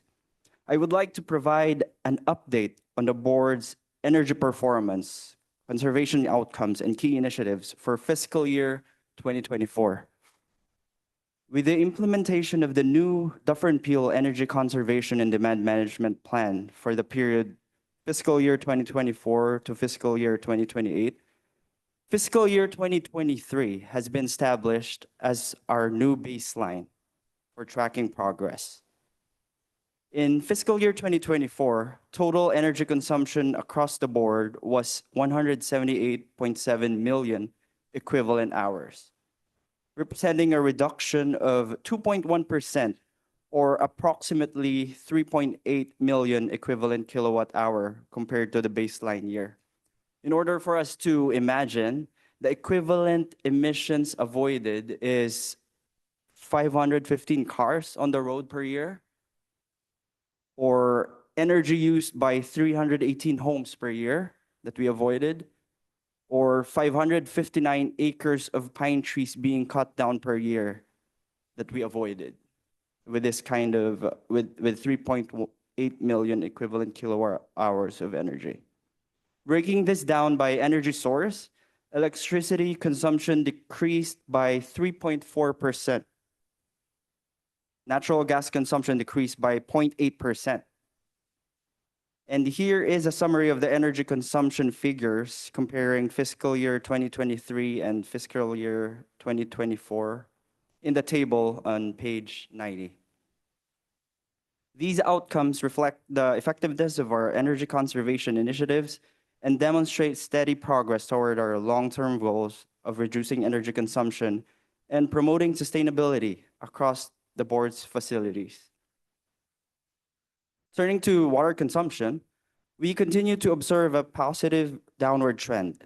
This decline has been influenced by changes in building occupancy during the pandemic, as well as ongoing decreases in enrollment and school closures. For fiscal year 2024, the total consumption across the board was 471,420 cubic meters, representing a significant reduction of 10.3%, or approximately 54,373 cubic meters, compared to the baseline year of fiscal year 2023. I would now like to provide an update on the board's utility expenditures for fiscal year 2024. The total utility spend for the board was $17.5 million, representing a year-over-year reduction of 10.9%, or approximately $2.1 million in savings compared to fiscal year 2023. Breaking down the utility cost by type in the table under B, utility rates update on page 91. This overall reduction in utility costs highlights the effectiveness of our energy management and conservation strategies. Regarding natural gas, the federal carbon charge, which had been scheduled to increase annually through 2030, was eliminated as of April 1st, 2025. This change is expected to generate significant cost savings for the board moving forward. However, it is important to note that market volatility, particularly at the Dawn Ontario hub, continues to pose challenges. In some cases, final natural gas prices has exceeded forecasts by up to 20%. For electricity, prices are expected to remain stable in the near term. That's according to our consultant, Jupiter Energy Advisors, Inc. On water, Peel Region implemented a 4.6% increase in water and wastewater rates effective April 1st, 2025, driven primarily by infrastructure upgrades and inflationary pressures. We will continue to monitor these factors closely to manage risk and optimize utility expenditures. I'd now like to highlight some of the key energy initiatives underway across the board. So we have grouped it into 4 main areas. Number 1 is design, construction, and retrofit. Energy efficient design principles are being integrated into all new school builds. That includes St. Ruth and St. Anne elementary schools. We continue to advance our LED lighting retrofit program, achieving over 50% lighting load reductions and proactively eliminating mercury-based fluorescent lamps ahead of the 2029 federal phase-out deadline. HVAC systems upgrades are ongoing. featuring high-efficiency boilers, energy recovery ventilators, heat pumps, exhaust fans, and air handling units to improve system performance. Variable frequency drives, or VFDs, are installed on motors to optimize energy use through precise speed control. Building envelope improvements, such as roof, window, and door replacements, enhance thermal performance and reduce energy demand. Enhancement to the building automation system, or BAS, help reduce maintenance costs while improving real-time energy management and control. The second area is operations and maintenance. Standardized temperature and setback scheduling protocols have been implemented to ensure optimal energy use based on occupancy terms. HVAC systems undergo regular optimization through recommissioning, coil cleaning, and fine-tuning to adapt to current building usage and maximize efficiency. Third, renewable energy. We have 4 schools currently feature rooftop solar photovoltaic systems installed under the Ontario Power Authority's Feed-in Tariff Program, or FIT, with a total installed capacity of 120 kilowatts, contributing to clean energy generation on site. The last item for energy initiatives is occupant engagement. We maintain comprehensive school energy benchmarking database to monitor performance and identify improvement opportunities. Staff and student awareness campaigns, along with regular energy conservation newsletter, foster a culture of sustainability throughout the board. Ongoing energy team meetings provide a forum for sharing best practices and coordinating initiatives. Our schools actively participate in environmental programs such as Eco Schools, Earth Hour, and National Sweater Day. I'm proud to note that 100% of our Dufferin Peel schools are currently maintain Eco School certification.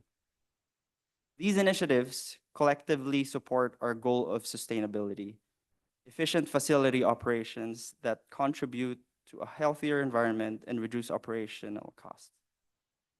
Dufferin Peel continues to actively secure external funding through energy conservation programs and utility incentives, which play a crucial role in supporting our energy efficiency initiatives and reducing overall operating costs.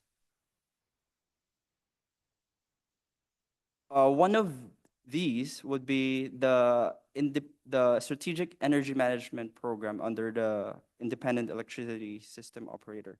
The SEM program is designed to embed the long-term energy savings into our daily operations. In year 1, 6 participating schools achieved verified electricity savings of 912 megawatt hours, which earned the board a performance incentive of $18,230.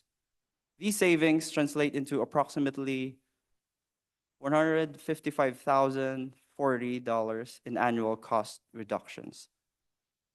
In addition, an enabling incentive of $4,109 funded the purchase of an infrared thermal camera.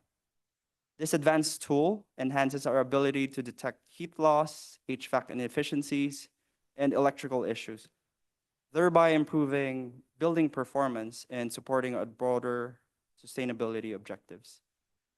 By incorporating infrared thermography into our regular maintenance practices, we aim to further optimize energy use, reduce costs, and advance our sustainability goals.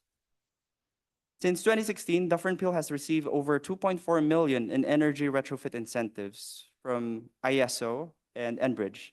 These funds have supported numerous projects that includes LED lighting upgrades, installation of high-efficiency boilers, and energy recovery ventilators, contributing significantly to our energy conservation success. These external incentives remain vital in enabling us to deliver cost-effective energy solutions while maintaining high-performance facilities. In the face of rising utility prices and increasing operational demands, energy conservation remains a vital strategy for both cost containment and environmental stewardship. The efforts undertaken under fiscal year 2024 has yielded tangible improvements in energy use and cost savings, demonstrating the effectiveness of our initiatives.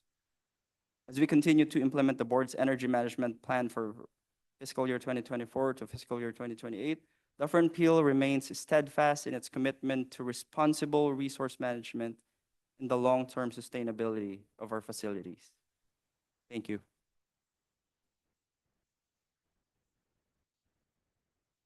Trustee Stefanos Pascucci. We're sorry, we're still working our way through here. And then I just have one concluding remark before we open up. Through the chair, just one final section regarding the shuttering of classrooms.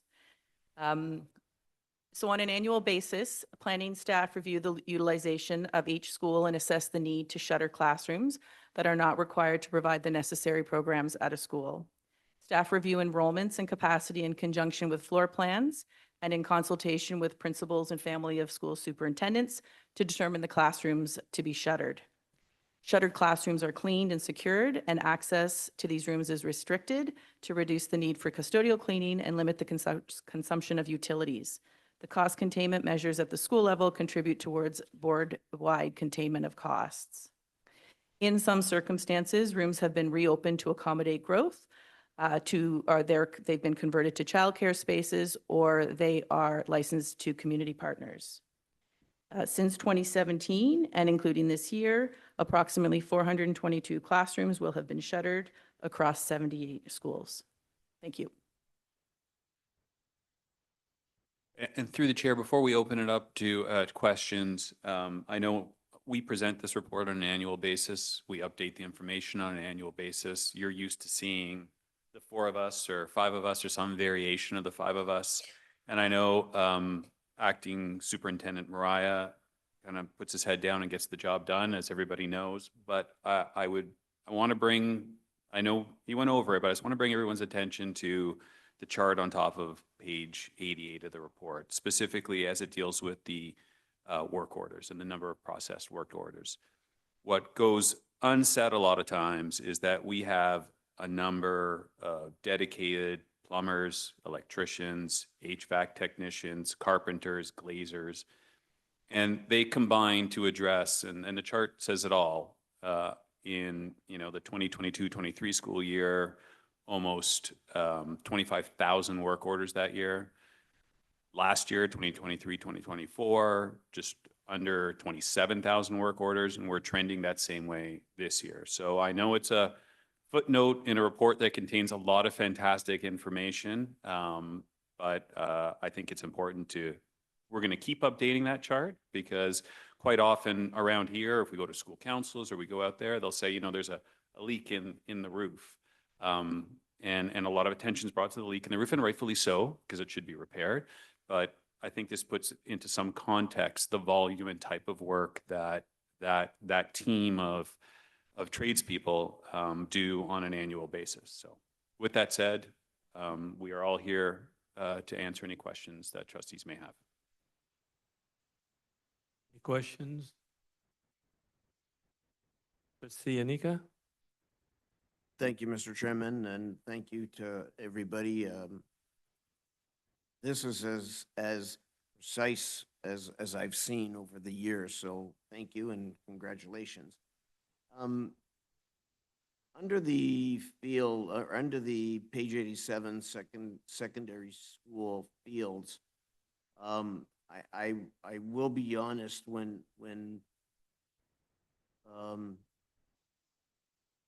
Acting Superintendent Mariah mentioned Dufferin Peel will continue to explore potential opportunities to upgrade existing secondary sports fields subject to available funds and ministry approval.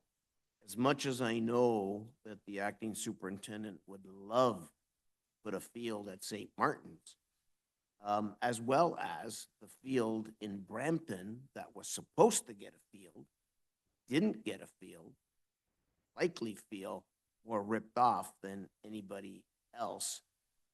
I'm kind of wondering where we got the money to replace the field at St. Aloysius Gonzaga. Not that I'm disappointed that it happened.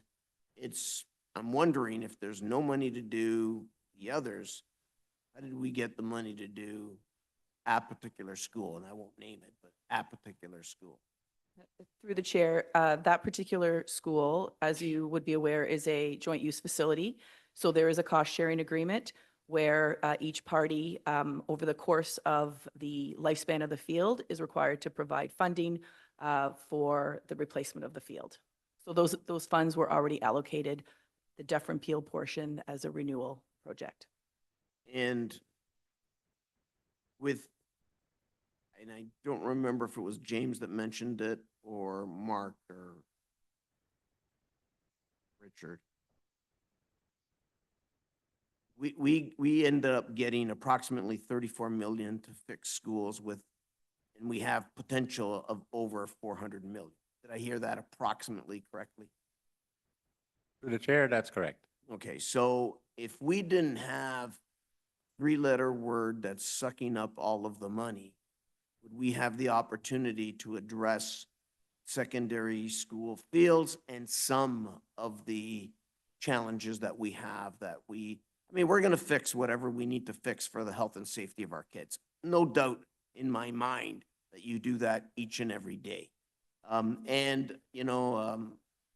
always refer to it maybe incorrectly, but it's like, you got 2 loaves of bread and 6 fish and you in this case, you have 4 quarters and 2 dimes and you do all of the repairs that you possibly can.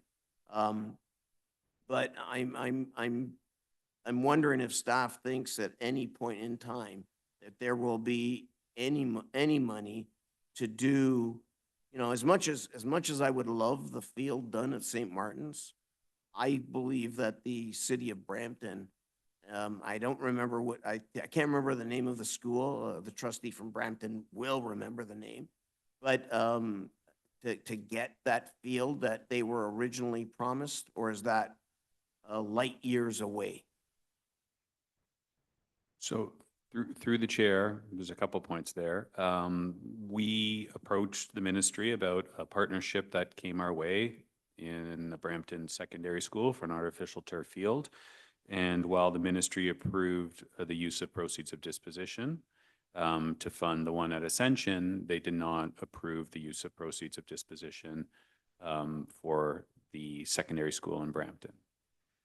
To acting Superintendent Mariah's point, we will not stop looking for potential partnerships, and we will not stop petitioning the ministry to move ahead with these partnerships. All that we're unable to do at the moment is control our own destiny on any of these. But our current financial situation does not and will not stop us from trying. Mr. Chairman, if I could to staff, and I'm not going to show my frustration because I think it's frivolous at this stage of the game, and I'm way too tired to engage in that.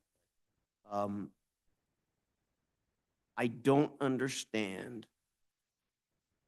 I don't understand the ministry. If Dufferin Peel has an opportunity for a partnership, why the ministry would say, sorry, too bad, so sad. Maybe not those words. We're not going to entertain it, when it would give kids and the community something that the ministry or the government always talks about, but never, in this particular case, won't allow it. And the other question that I have, or comment, I'm assuming that the trustee knows, the trustee of the school knows. So through the chair, yes, this happened. I believe both requests, if I'm not mistaken, went in at the same time to the ministry. We received approval for one, and the other one was denied.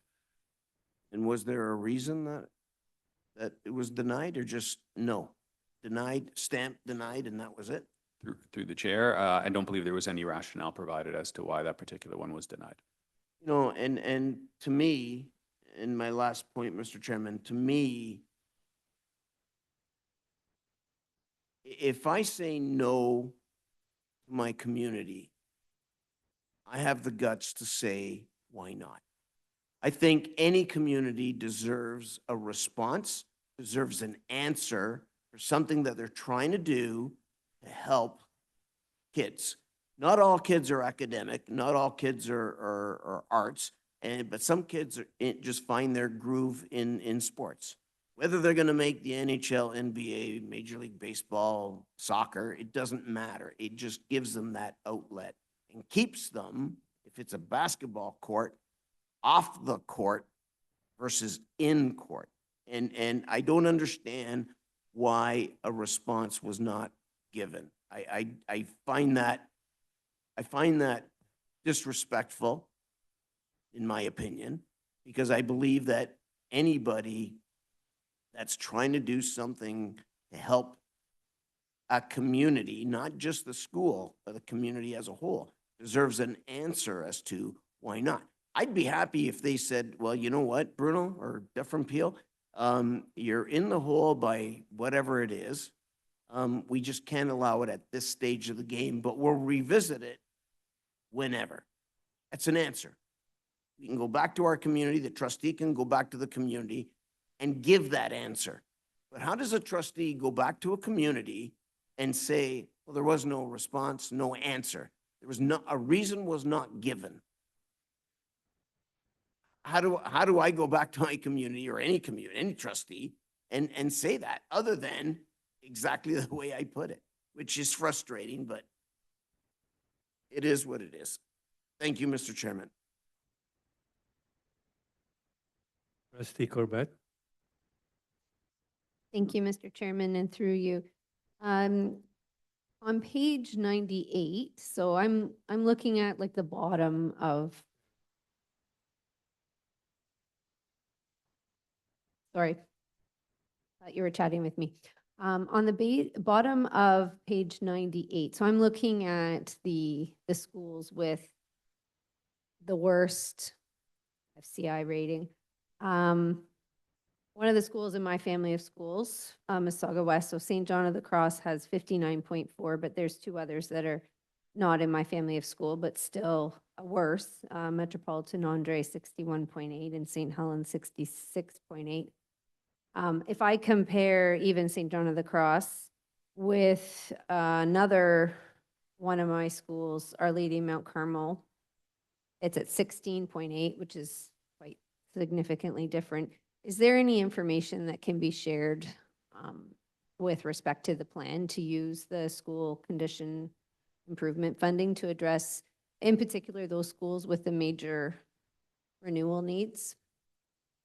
Through the chair, just to clarify, a bit of a refresher on FCI. So FCI is the work required at a school relative to its replacement value. So if there's $5 million worth of work at a school that costs $10 million to repair, then the FCI is 50%. To calculate the FCI, there's a ministry software that we all use. And in the ministry software, it breaks down every single component of a building. The door handles, the roof, the walls, the windows, you name the component. It has a life cycle on it, and the clock just ticks along every year. And it says, based on the life cycle of, the average door handle, your door handles need to be replaced this year. So while it may say 59%, 61%, 25, 16%, the reality is that's a calculation. So what the team does on an annual basis is it takes this, it goes into a school and says, well, it says we have to replace the windows, and the windows are contributing, they're significant. Like the windows, a roof, a boiler, you're talking multi-million dollars at a school. They go in and say, yes, they may be at end of life based on what the computer modeling says, but in reality, they may face west or they may face south, and maybe the wear and tear is not as good, and we're going to get 2 more years. So all that being said is that until we break down kind of what is making up the 61% or all that work, is it the boiler? Does the boiler need to be replaced? Can we get 2 years out of it? We'd have to look at it on a school by school basis. There's no magic number that triggers us going in and saying, okay, we're going to have to do this work. It may say that the roof has come to its end of its life cycle, but we may not replace the whole roof. We may replace a section of the roof because it's a little more cost effective. And that rest of the money then can be invested into the other or $425 million. So again, my long story long is that if there's any specific schools that you have questions about of your schools, we can break it down and say what actually needs to be done at that school based on the FCI. and what we can do. So even though it may say the windows are up and they should be replaced, based on our assessment or consultant's assessment, we can say, well, we can actually get 5 more years out of there. So we're not going to do that now.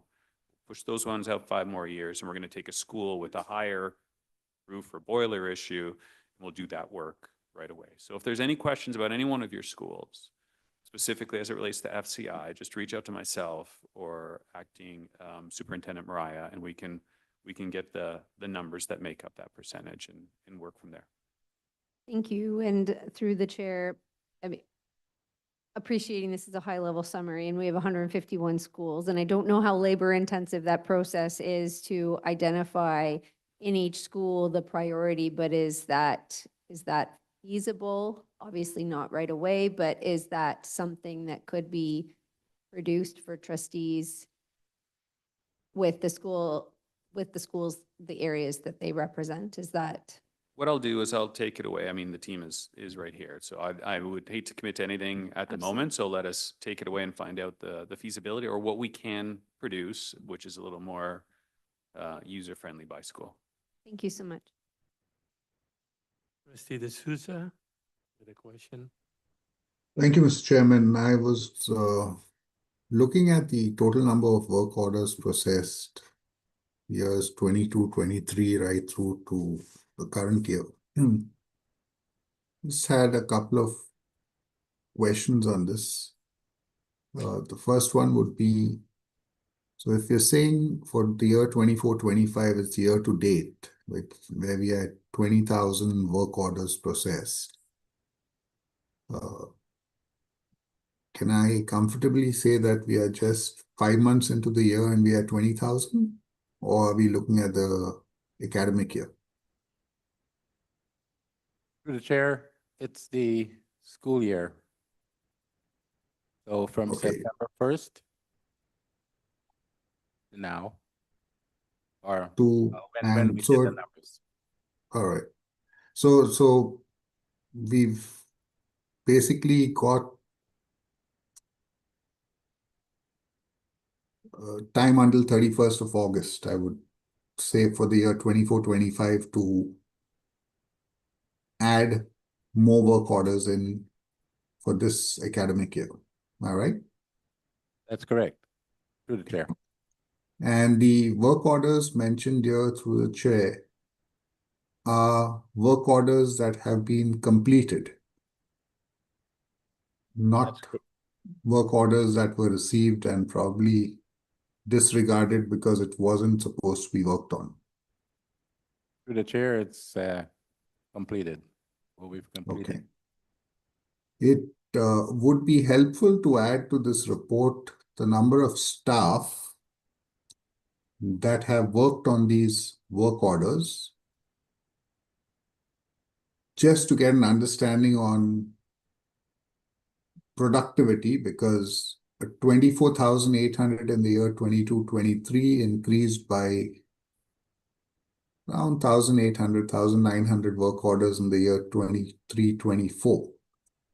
Was the number, I mean, it would be nice to know whether the staff increased proportionately or the staff reduced. So the number of work orders went, I mean, the per capita work orders went up or down.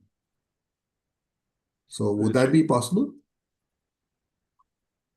Through the chair, we didn't have any increases in staff, in our maintenance staff. Right, but if that is shown in this presentation, then it would be interesting to see and probably a bigger pat on the back saying, hey, you know what? Work orders went up, number of staff stayed the same, per capita work orders have increased from 600 per person per year to 800. Through the chair, I think we're always trying to make the report better. The work orders was just new to the report this year, so we can definitely summarize it in a few different ways moving forward, including depending on, electrical work as it relates to the number of electricians, or carpentry work as it relates to the number of carpenters. So we have some idea as to the work order per capita. Yeah, I mean, that would be helpful to see, because And again, I mean, this is asking, maybe asking for a bit too much, probably the breakup of the age of the schools versus the work orders received. So older schools probably should have more work orders coming in, whereas newer schools would have much less work orders coming in. I'm not sure whether that's factual, but logically that should be the situation. But in today's day and age, things could turn upside down. So there could be a possibility that newer schools have more work orders than older schools in our board. But that's another thought. I mean, associate director, we can probably have a chat on this offline to see how we can increase the information received, which would be helpful to trustees to probably even take back to their councils in terms of the amount of work that's being done at the back end to support their schools. Absolutely.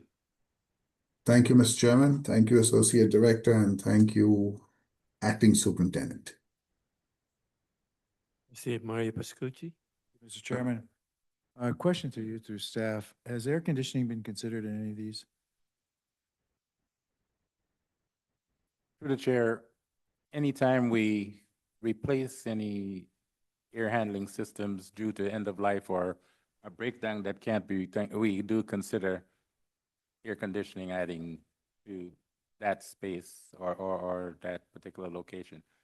So it's considered at every time we do a major HVAC work or project. Excellent. Is there a way we can keep the local trustee involved in the sense of what's happening in terms of air conditioning? We're lucked out so far this year, and my concerns for the balance of the year, like weather for the balance of the school year, but I'm just wondering if we can just keep us updated.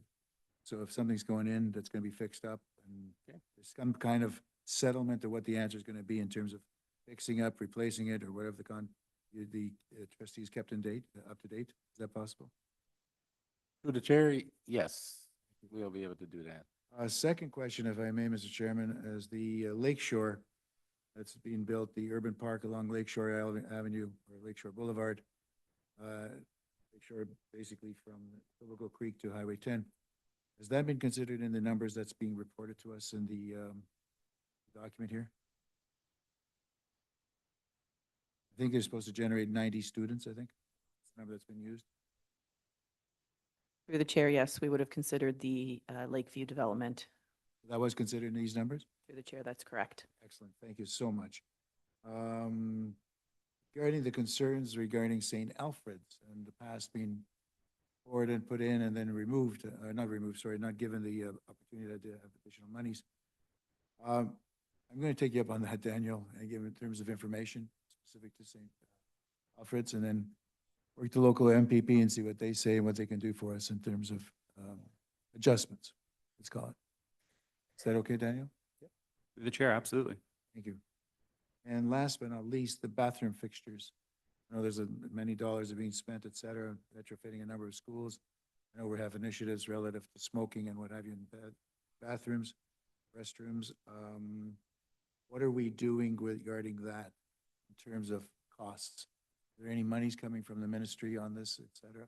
Expect the answer is no, but could you give me an update, please, on this? Within the context of this.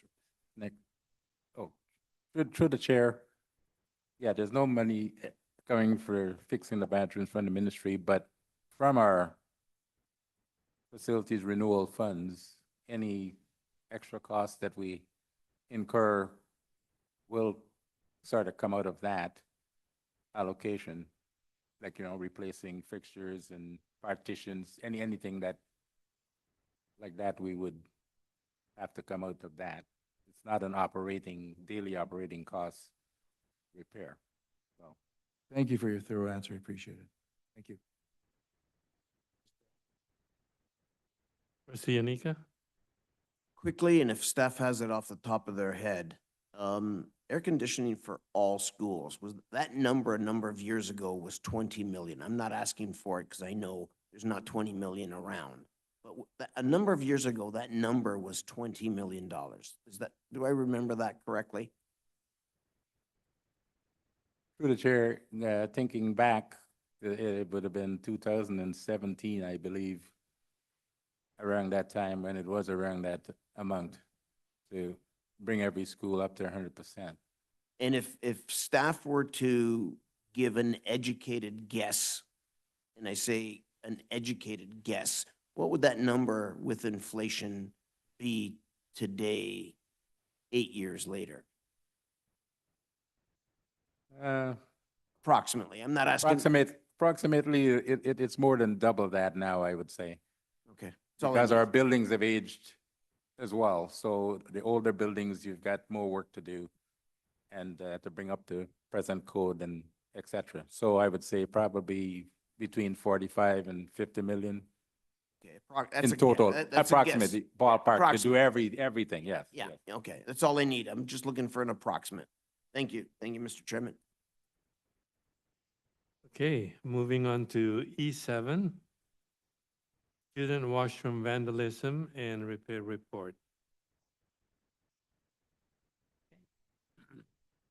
Through the chair, happy to bring this report forward.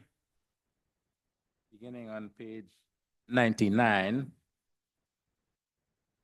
The condition of student washrooms because of vandalism has been an area of concern in recent years. This problem has escalated recently at several schools, resulting in damage to fixtures, rendering, in many cases, washrooms unusable, and of course, rising repair costs. In addition, due to vandalism, inoperable fixtures have negatively affected student hygiene. As a result, trustees requested a report containing an assessment of the current state of student washrooms in all our schools. We're happy to say that we've completed that assessment survey, and some of the items that were looked at are contained within the report. Like, we looked at everything: plumbing fixtures, hand washing stations, etc., soap dispensers, and so on. So the list is there on page 99. And the completed survey information was provided to each trustee for your area of schools. As a result of that, physical plant facility staff commenced a total repair refurbish program at the start of May, with work scheduled to continue throughout the summer, so that every school will have all student washrooms in good working order for school opening in September. And we're working through. We've begun some of that work in some of our secondary schools already, and it'll continue right through. And then the elementary schools will pick it up right at the beginning of July. Our staff will be in there making sure that everything is working operably, etc.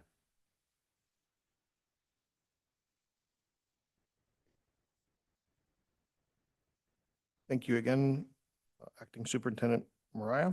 And through the chair, Dufferin Peel received critical physical safety infrastructure funding from the province through the Ministry of Education for implementation measures to eliminate vaping in schools. 5 secondary schools have been identified to be part of the pilot program to install vape/noise detectors units in our student washrooms to encourage and promote healthy habits among our students. The 5 secondary schools that were selected are St. Martin Secondary School, Our Lady of Mount Carmel, Ascension of Our Lord, Robert F. Hall, and St. Roch. As part of the design features of the device will provide a notification to all school administrators via an email message detailing the detection type and the washroom location where the detection occurred. The emails are generated by the Dufferin Peel's existing VMS system that's currently installed in all our secondary school systems. The list below shows an example of the types of units that the units are able to sense, with some of the sensors having the ability to have their sensitivity adjusted and modified based on the site conditions in each washroom. The following information and data, again listed below, has been as a result of the first 3 weeks of a vape and noise detector pilot project that commenced at St. Martin's Secondary School. The system is currently active and went live on May the 7th, 2025. A total of 16 vape/noise detectors were installed in all student washrooms on all floors. The units are all hardwired and system connected, labeled, and responding to protocols to receive events. All school administrators receive the notifications once they are triggered. The system recorded 297 incidences since the going live, of which 294 have been vaping related. The daily average is approximately 22 occurrences per day. The board has just completed a second procurement process for the purchase and installation of units for the remaining 4 school locations. Our Lady of Mount Carmel has had 2 washrooms outfitted as of June 9th, 2025. And we are in the process of connecting and programming the detectors to their VMS system. Once connection is confirmed, a follow-up meeting will be held with the school administrators prior to going live, and a notification going out to the community as well.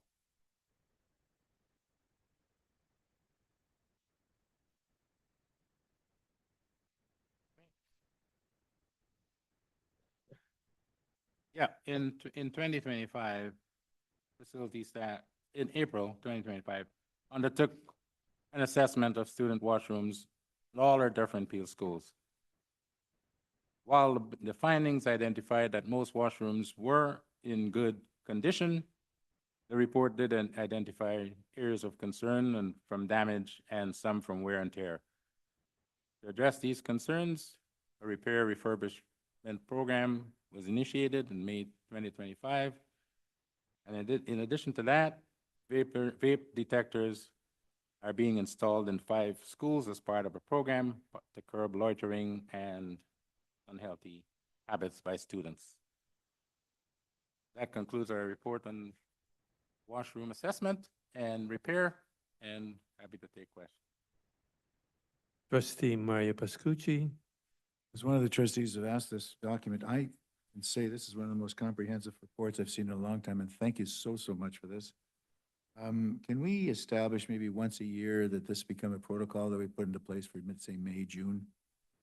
So that this will come across every year and keep it up to date. And with such a hue and cry out there, I want to make sure it's understood that we're keeping up as best we can, given, of course, the restrictions that we have built based on money or whatever. So through you, Mr. Chairman, and through the Associate Director, is it possible to establish this a once a year type review that comes back to the board? Let's say you choose the month. Through the chair, just to clarify, the washroom assessment is done on an annual basis, or updates on the vaping program, or both? Well, both would be nice, but I think right now, if there were so many people when we had school council meetings regarding this, I had more regarding this as opposed to vaping, but the fact of the matter is that both as serious as you can get. But I just want to make sure that we have something like this. To answer your question point blank, I'd like to get both, but I gotta be reasonable too. So I think if we just have this one document, at least initial, and somebody else wants vaping one, because the vaping one seems to be something that's going to be rolling out over a short while, or over a while. This one's ready. And through the chair, I know it's a standalone report right now, and again, I will consult with the team behind me because I can't see their faces as I'm saying all this. But I think it's an opportunity as we evolve the long-term facilities master plan to put it in as a subsection in a plan as opposed to a standalone report. I think the report's too good to just have a standard. A lot of implications. When you're taking the money from one location for another, because of the cost, whether it's, you obviously having the money, we have to have the money. It's important to do this. So I want to make sure we don't lose this massive amount of data. We can take the school council meetings and we can discuss once a year at least. Thank you, Mr. Thank you. Trustee Corbett. Thank you, Mr. Chair, and through you. Given that the report identifies 297 incidences since going live, and 294 of those are related to vaping, 22 incidents per day, And Our Lady of Mount Carmel's was just installed but hasn't been connected. If I understood that correctly.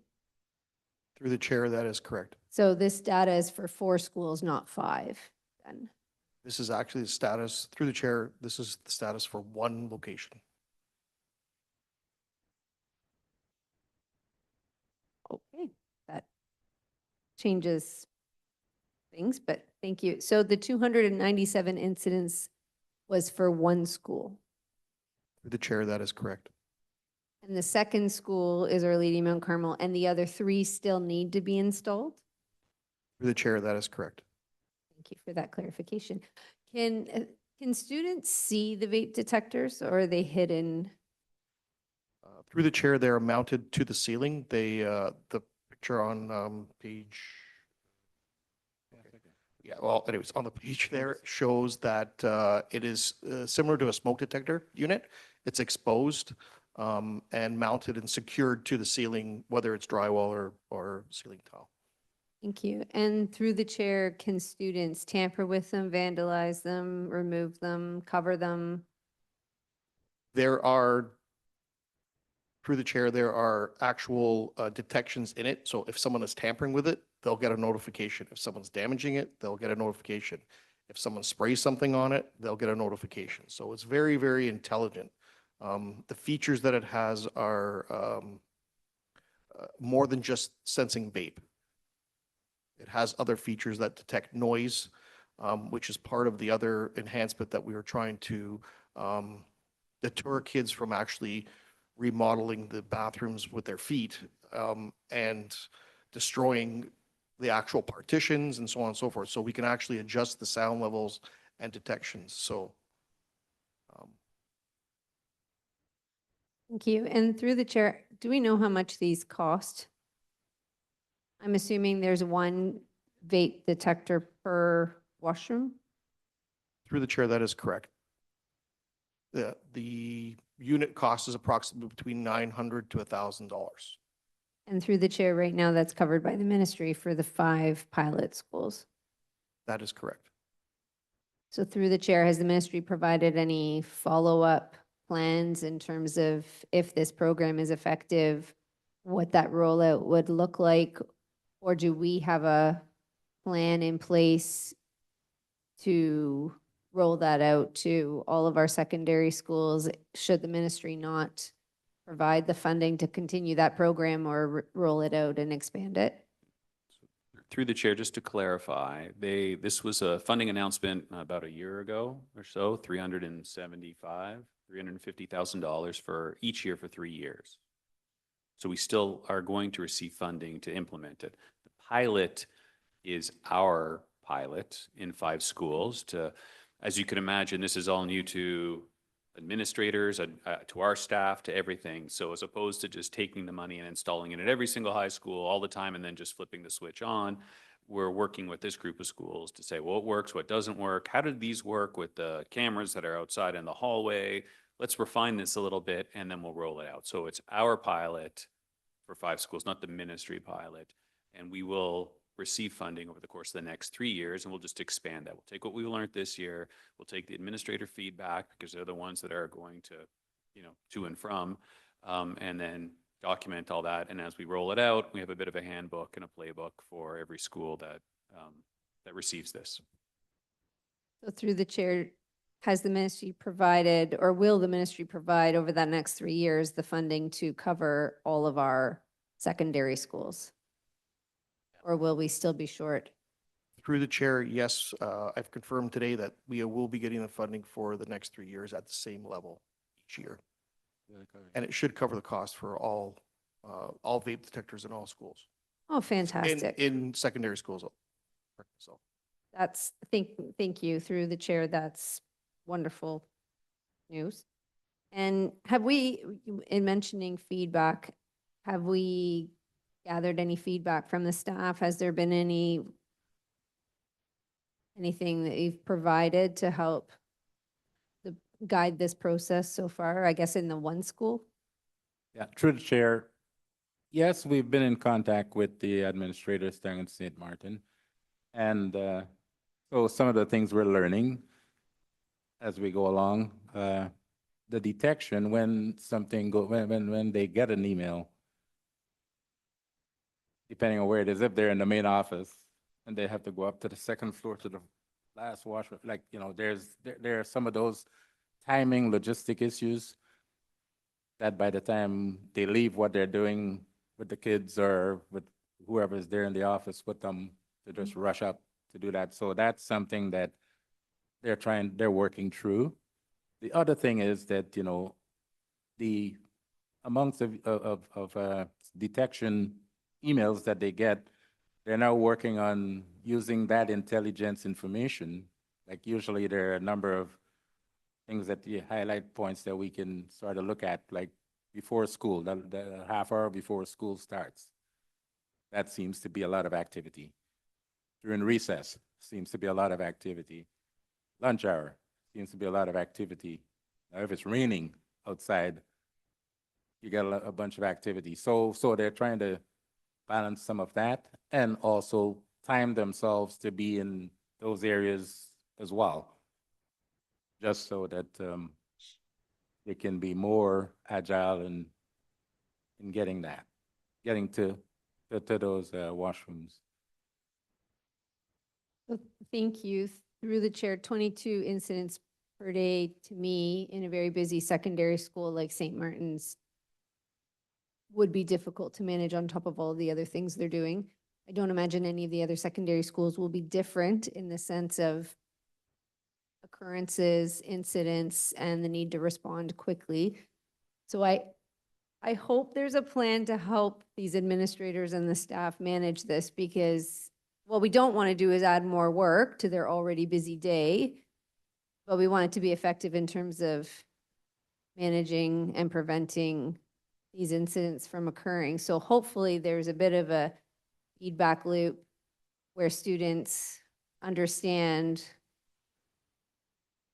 the purpose of these detectors, and it decreases the incidents over time. That's our hope. And I leave that with you to determine how best we're going to work with staff to help them manage this, because I hope there's adequate support in place to do that.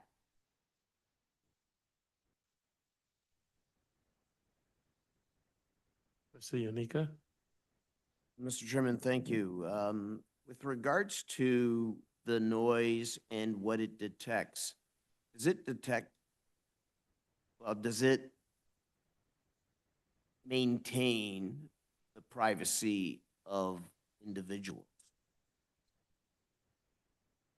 Through the chair, these units have been vetted through the province for their use. And the specific model that we're using is specific for school boards. It does not record, which was one of the main features that it had to have, does not record any voice through any way, shape, or form. It will only detect the noise and then send a signal. So there was no privacy issues, because that was one of the concerns that the ministry did have, and they ensured that the models that they are providing or the vendors have to provide do not have that capability. The other factor that, I mean, I think that this is going to be phenomenal for when it gets, once we've done the 5 secondary schools, I think kids will know. Have there been any suspensions because of the number of, or the incidences? Have they been able to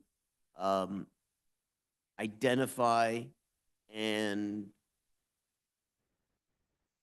address what was done, whether it was vaping and they were caught?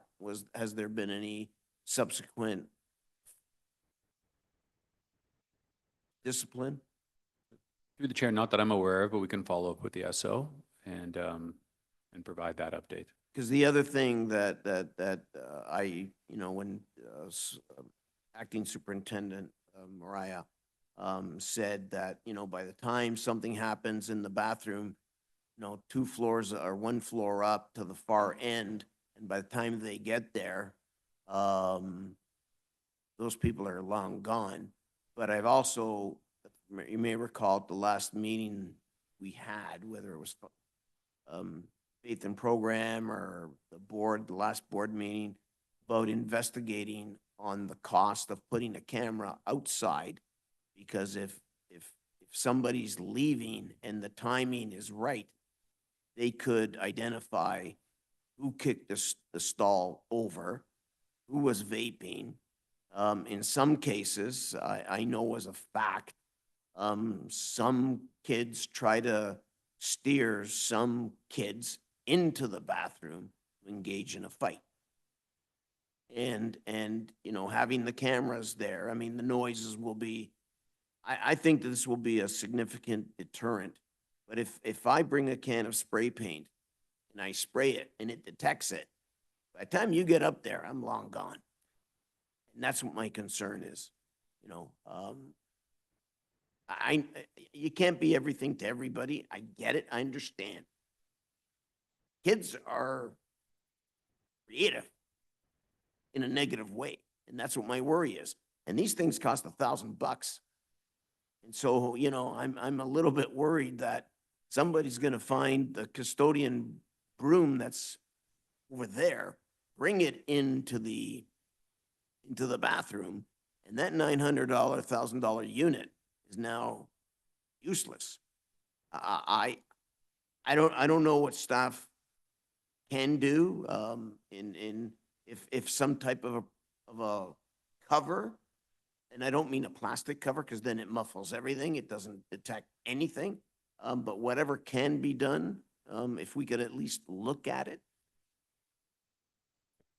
So through the chair, a couple of points there. I think we have to work through the vendor to make sure that there's something that they supply that doesn't impede the ability for the unit to do what it's supposed to do. But we can definitely take that away. And the follow-up on, we have cameras. When we went through the secondary kind of security revitalization program, there are cameras everywhere in the school. So right now, what we're trying to target is those bathrooms that may not have that good of an angle, right? But a lot of them do, not necessarily pointed at the kid, but just enough. Yeah. And as acting Superintendent Mariah pointed out, what this does, in addition to firing off an alarm, is it now provides tangible data for administrators to work with. So before it used to be, you know, I think it's that bathroom, and I think it was between periods 2 and 3, and I think that's when the most activity happens. And what they are able to do now is say, as Richard pointed out, it's actually before school, it's this bathroom. Or it's, you know, between period and 2, it's that bathroom. So now let's triangulate, you know, when the alarm goes off with what the camera is showing, what do we see here? So you have that ability now, as opposed to just going by what somebody told you, rumor has it, this bathroom. So I think that helps a lot. And we're only in the infancy of this. So it's going to be really interesting for me anyway to find out whether these number of incidents per days or total number of incidents, are they trending downward? Are these discouraging in any way? Maybe administration can't get there, but just the fact that the alarm is now going off, is it discouraging kind of unwanted loitering and everything that comes with that in bathrooms? So, sorry, my apologies. Yes, no. So an alarm does go off. Some type of an alarm, like a smoke detector for all intents and purposes, something similar or no? Sorry. When vaping is detected, we disable the light so that way they don't know that it's actually detecting like the individuals inside the room, but the notification is instant, goes right to there's maybe a 8-second delay before they get the email. Okay, but it doesn't alarm. It will not alarm. It will not buzz. It will not do anything in there. It's just a unit attached right to the ceiling, and it won't do anything else. It becomes a surprise. Well, the administrator would then have to attend to and the kids. Yes. So has the school community been notified?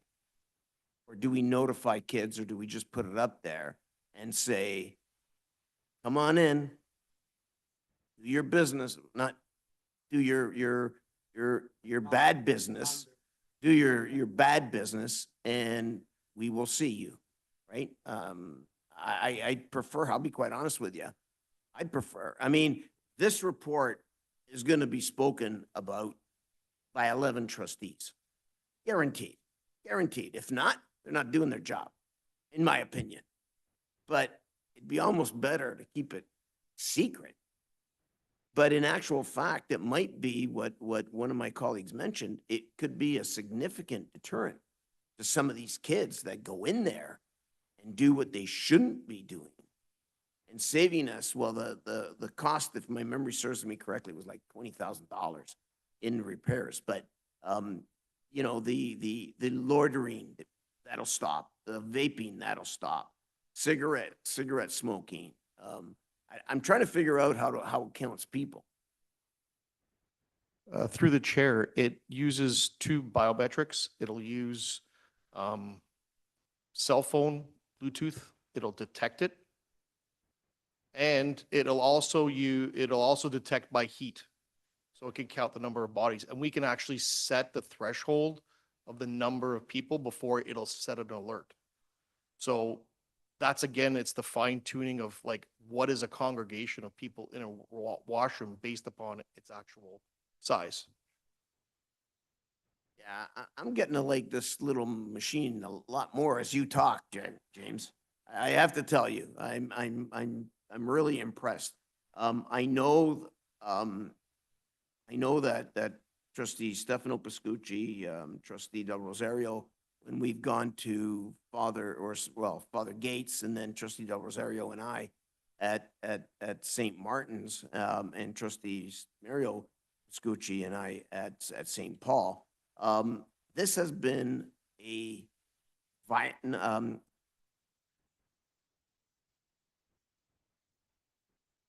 conversation that is extremely passionate. Because, as I said 1,000 times here, there are people, kids, that have to go home, go to the bathroom, which is totally unacceptable. Totally unacceptable. You know, staff has spending more time worrying about the bathroom. And then, of course, having to hear the parents' concern, which I get, I understand wholeheartedly. I think that this is fantastic. If we've detected that many, or 22 a day, it tells me that even if vaping is 50%, that's 11 identifications a day of people vaping in there. I'm guessing it's a lot more based on what the number here says. But, you know, I think that this is phenomenal. When will the other, well, the other school is done. I can't figure out where the schools are, but I know Mount Carmel is on the books now and it's starting. And when will the other three be done and complete? Through the chair, we anticipate having those ones done prior to the school start of September 2025. And at what point in 2025, 2026, will staff gather the information and say, this is where, you know, based on the response from the principal, the staff, the admin staff, that this is working phenomenally, or not? Through the chair, I think what will end up happening is the system has to be on and running with after September to see the actual, you know, vape sensing coming into the school, and then we can analyze the data a little bit closer then. And then they can see the patterns of where they're finding. That's what I've noticed on the system, is the patterns of timing. It's like same washroom, same time of day that seems to be going off. And that's where they're gonna be able to say, maybe I need to be around that particular location at a certain time. So I think it needs to be up and running for them to be able to really get the biometrics of how things are actually running in their school. Okay, so we have them up and running in September. And now I'm going to be, I'm going to be generous, but a little bit on my side, for me, greedy.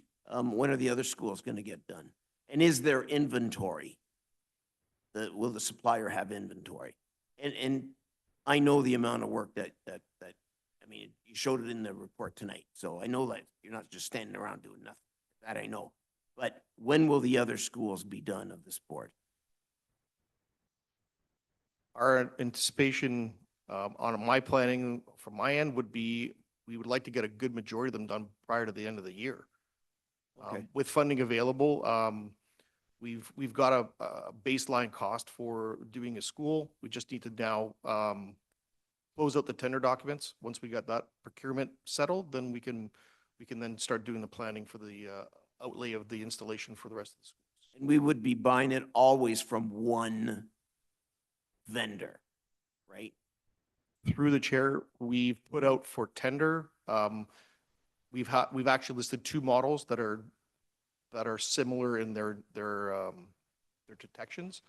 We just haven't awarded as of yet. We just closed a tender on Friday of last week. So we're still doing the analysis for that. Because what I wouldn't want to happen is two different units in all of our schools. I'd like it to be, you can tell me if, I mean, to me, it makes it feasible that we put the same unit in each of our secondary schools. That would be the plan. I'm asking. Yes, the intent would be using one unit throughout. However, in the event that we do end up getting a supplier shortage or whatever it is, we still can get a unit installed in the school that would do the exact same thing. The settings and everything should be the same. It's just a different manufacturer. And the interface is identical as well. So, because it's going on our same VMS system that we have currently inside the building. And so a principal from one school with one unit goes to another school with a different unit. It's the same thing, just the color might be different. Through the chair, that is correct. Perfect. Thank you so much. And again, Mr. Chairman, if I could, as we go through these reports, I appreciate, and I know my colleagues appreciate, everything that Plant does with every and anything. I know when I have asked or had a challenge in one of the schools of this board that I represent, staff has been quick and precise in addressing the issue. I have never been disappointed in anything that Plant staff has done. So I thank you for everything that the entire group do. I know that Richard isn't out there with a plumbing tool, cleaning the clogged drains. But you know, it is appreciated for everything that is done. So thank you. Trustee Corbett? Thank you, Mr. Chair, and through you. I'm concerned they cost $1,000. And Mount Carmel, you'll see in the report, vandalism occurs frequently. I'm sure it occurs in all schools.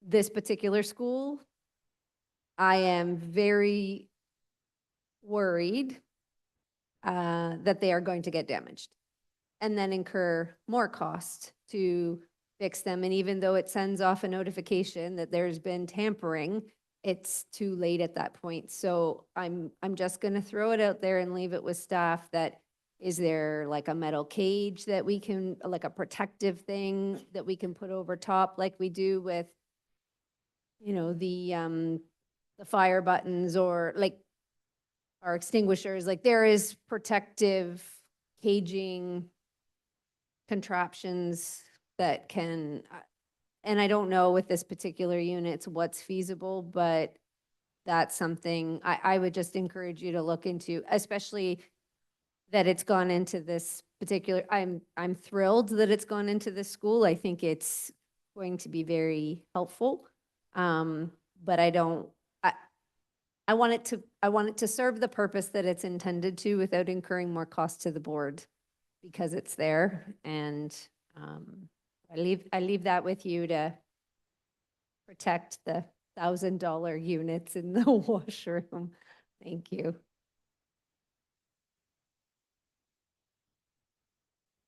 I'd like to make a comment myself, so you take over. Yes, go ahead. Believe that we may be under the wrong impression that there's just one unit per school, but in fact it's one unit per washroom. So a school may have anywhere from 6 to 12, depending on the number of schools, number of floors. That could be easily 10,000, 12,000 per school. And I think when we were investigating this ourselves when I was in that role, it's a silent alarm. It doesn't, if when it's installed, the students shouldn't be told what it looks like. Could be just an addition in the ceiling if they notice it, and it shouldn't actually. Eventually, they'll figure it out once there are a few people caught vaping. But initially, they shouldn't know that that there's a silent alarm that's emailing the main office that someone is vaping in the particular washroom.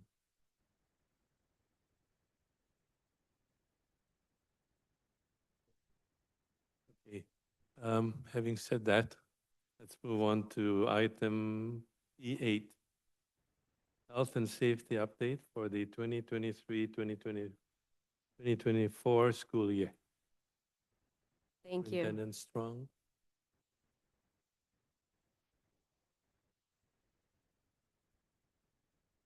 Sorry, through the chair, we just have another shuffle to do here. Jessica Fearing and Stephanie Strong are just going to make their way so you could actually see them. No pressure, Stephanie, but facilities really did great on their reports.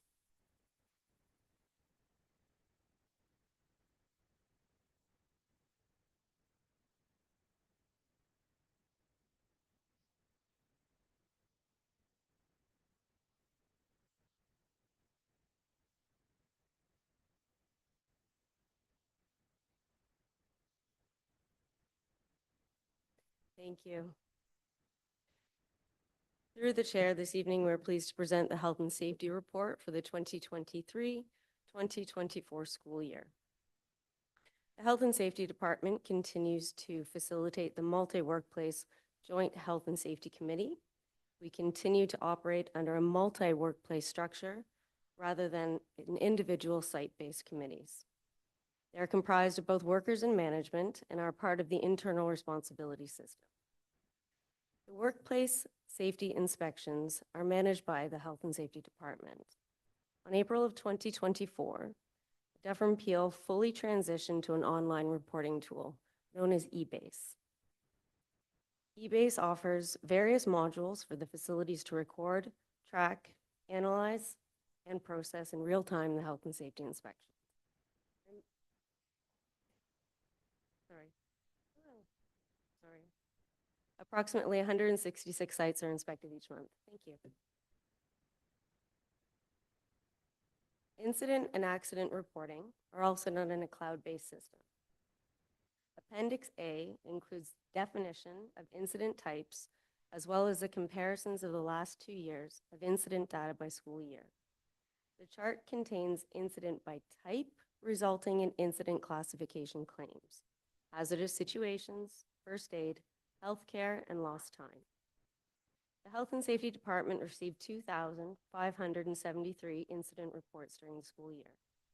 The table below summarizes the top 3 incident types percentage as reported, incident types as resulted in lost time by percentage, and the top 3 factors related to violence by percentage. If trustees go to page 110, at the top they'll see the 3 categories I just mentioned.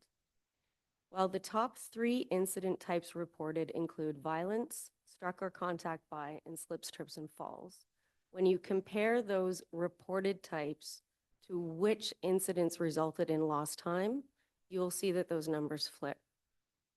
Slips, trips, and falls still remains our #1 health and safety hazard, even though violence outreports them significantly. The top 3 factors related to reported violence include physical, duplication, and non-physical, which is a threat or attempt to violence. A key factor is a high number of reports or duplicate reporting.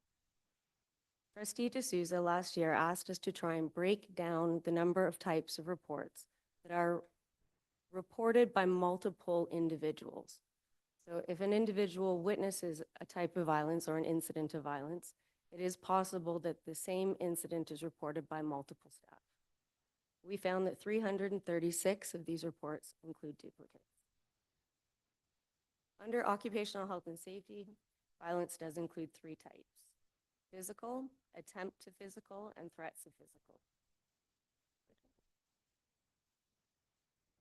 As a result, not all reported types of incident involve physical contact. Approximately 10% of them involve attempted or threats of violence. The Health and Safety Department also has provided crisis prevention intervention training for 180 educational resource workers this year. This is part of our ongoing training initiative to address rising incidents of violence and a plan to reduce violence in the workforce. We will be continuing to roll this out and implement mandatory nonviolent crisis intervention training beginning in the 2024-2025 school year for all educational resource workers. If trustees move to page 111 on Appendix A, we will start to be able to see the comparison of the data from year to year. From the 2022 to 2023 school year to last year, our numbers are starting to finally even out post-COVID. They're relatively stable across the years, and I'm happy to answer any questions about any of the data contained here. On page 112, this is where you'll see the first aid, hazardous situation, lost time, and healthcare descriptions by incident type. First aid is anything from an ice pack to a Band-Aid. A hazardous situation is anything that the worker feels potentially poses a danger to their health and safety. Lost time is when the employee is required to be absent because of the incident, and healthcare is when they required actual medical treatment. Again, these numbers are relatively stable across the school years. On page 113, we have done the breakdown of the incident by classification. If trustees need a further definition, we can provide it. They're pretty self-explanatory. Exposure, exertion, strain, slips, trips, and falls, struck by. Again, you will notice that we have broken down the incident type by what actually occurred to the employee. Did they require first aid? Did they require health care? Did they require time off? Or was the employee just indicating that this incident presented a potential hazard? I'm happy to answer any questions the trustees may have.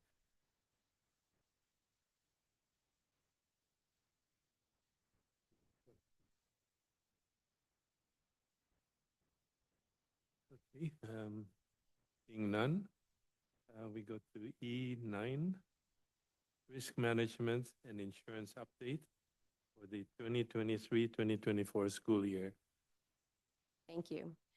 Through the chair, this report provides the annual update for the Risk Management Insurance Division within the Health and Safety Department for September of 2023 to August of 2024.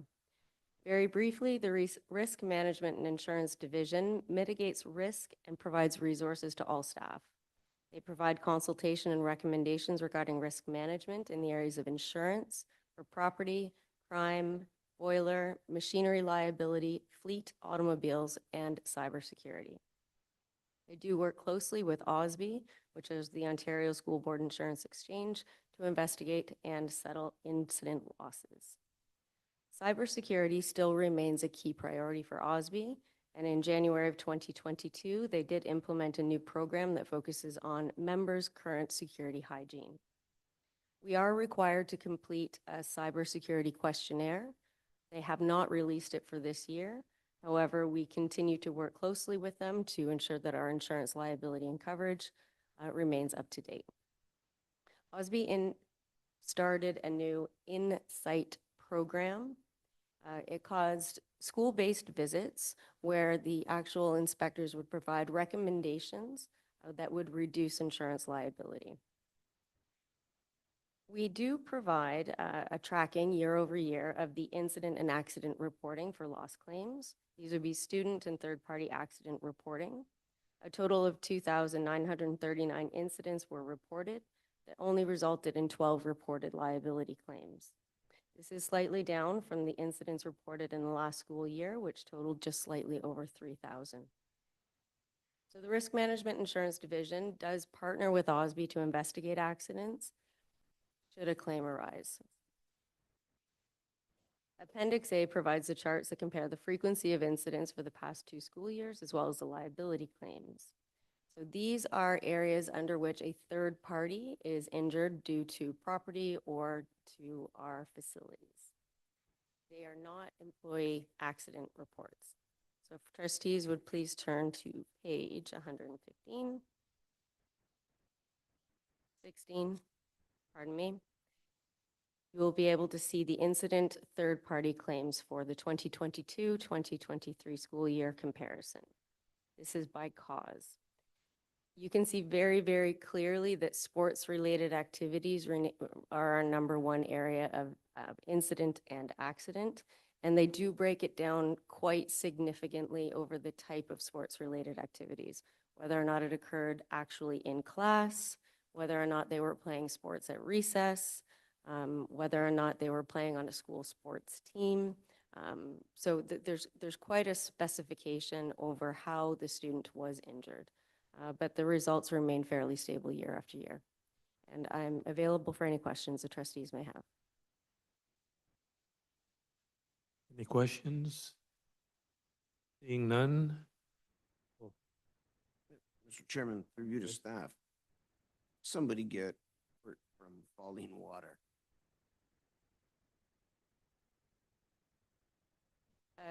Through the chair, maybe they twisted their ankle as they fell. Maybe they bumped their head. I have seen many interesting injuries throughout my time. Well, this one on the report, it's between contact with sharp/glass and sport intramural. In the middle there is fall water. So It's fall water. through the chair, they slipped on water on the ground, Oh, not fall in water. okay. Sorry. Little big here, but thank you. Okay, moving on to item F, reports from committees, administration requiring action. F1, proposed 2025-2026 capital budget, Executive Superintendent Tirapaka. Thank you. And this evening, we are bringing forward the 25-26 proposed capital budget. What we have done in the past, many previous years, and we will do again this year, is to bring forward 2 distinct different reports for the budget of 25-26. One dealing mainly with just the capital funding, and then next week we will bring a proposed operating budget forward for the trustees. So this evening is focused mainly only on the capital side and the funding we receive from the ministry, and the details will be presented by Superintendent Scott Keys. Thank you. And continuing through the chair, I am pleased to present the proposed balanced 2025-26 capital budget of $39.4 million. I would like to draw your attention to page 121 of the agenda package, the appendix that highlights the different elements of the proposed capital budget and their corresponding funding allocation. Along the left-hand column outlines the different capital components, which have not changed since last year, and the various funding allocations are highlighted across the top of the chart. The first 2 projects are 2 of the previously approved capital priorities, St. Anne Catholic Elementary Replacement School and St. Ruth Catholic Elementary School, the new school build.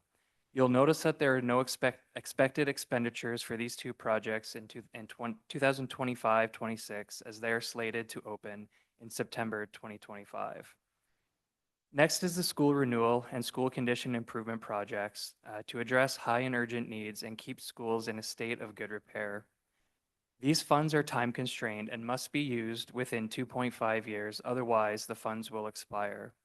As trustees just heard through the long-term facilities master plan, Dufferin Peel now has about 425 million in deferred maintenance and renewal needs over the next 5 years, some of which will be undertaken in 2025-26, such as HVAC upgrades and replacements, LED lighting retrofits, accommodation renovations, and building roofs and exterior building components. The funding associated with school renewal and school condition projects is $34 million. The next type of capital expenditure are minor tangible capital assets that expect to be purchased in 2025, 2026 in the amount of 4.6 million. The most significant assets in this classification could be computers, vehicles, and other small equipment. The last project is temporary accommodations required for any portable or porta-pack purchases, leases, or moves. The funding associated with these types of expenditures is about $800,000. Finally, the Ministry of Education also provides funding for the long-term debt with the ministry and debt interest related to the Ontario Financing Authority loans in the amount of $10 million. These funding flow-throughs are shown here as they are related to capital. However, the actual flow of funds comes through the operating budget and will be captured through the proposed operating budget that you will see next week. That concludes the report, and I'm happy to answer any questions trustees may have. Any questions? Seeing none, we go to the motion that's on page 120, that the Administration and Finance Committee recommend that the Board of Trustees approve the proposed balanced 2025-2026 total capital budget of 39.4 million. Someone make that motion. Moved by Trustee Anika. We need a seconder. Everyone in favor? Opposed? Seeing none, passed.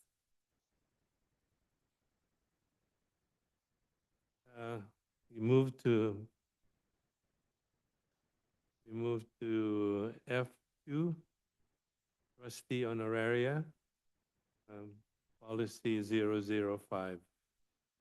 Through the chair, and good evening. This policy is being brought before the trustees for both some stylistic changes and some minor changes. So while there are stylistic changes just in terms of consistency around capitalization and reference to trustees, it's also being brought forward to make it clear that this particular policy applies only to elected trustees. But the substantive change in this document is the inclusion of the Director of Education Performance Appraisal Committee as one of those statutory committees that would qualify for attendance amounts for those trustees that sit on that committee. And that would have been found on page 2 of the actual policy. I'm prepared to take any questions on this policy. Trustee Mayor Pascucci. Thank you, Marianne.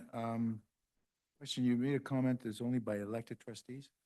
Through the chair, this particular policy, Yes. it was making reference to student trustees in it, but it was confusing because there was, the vast majority wouldn't actually apply to student trustees. So we've lifted that out and put anything that would be relevant to student trustees in the student trustee policy, which is going to be presented next. Yeah, through you, Mr. Chairman. Yeah, I was looking at 14.1. It says student trustees, Indigenous student trustee. I just wanted to make sure we under clarity, what is a trustee? General Through the municipal chair, are election you for- looking at policy 0007 or 0005? Madam Chair, Mr. Chairman, I'll come back. Okay.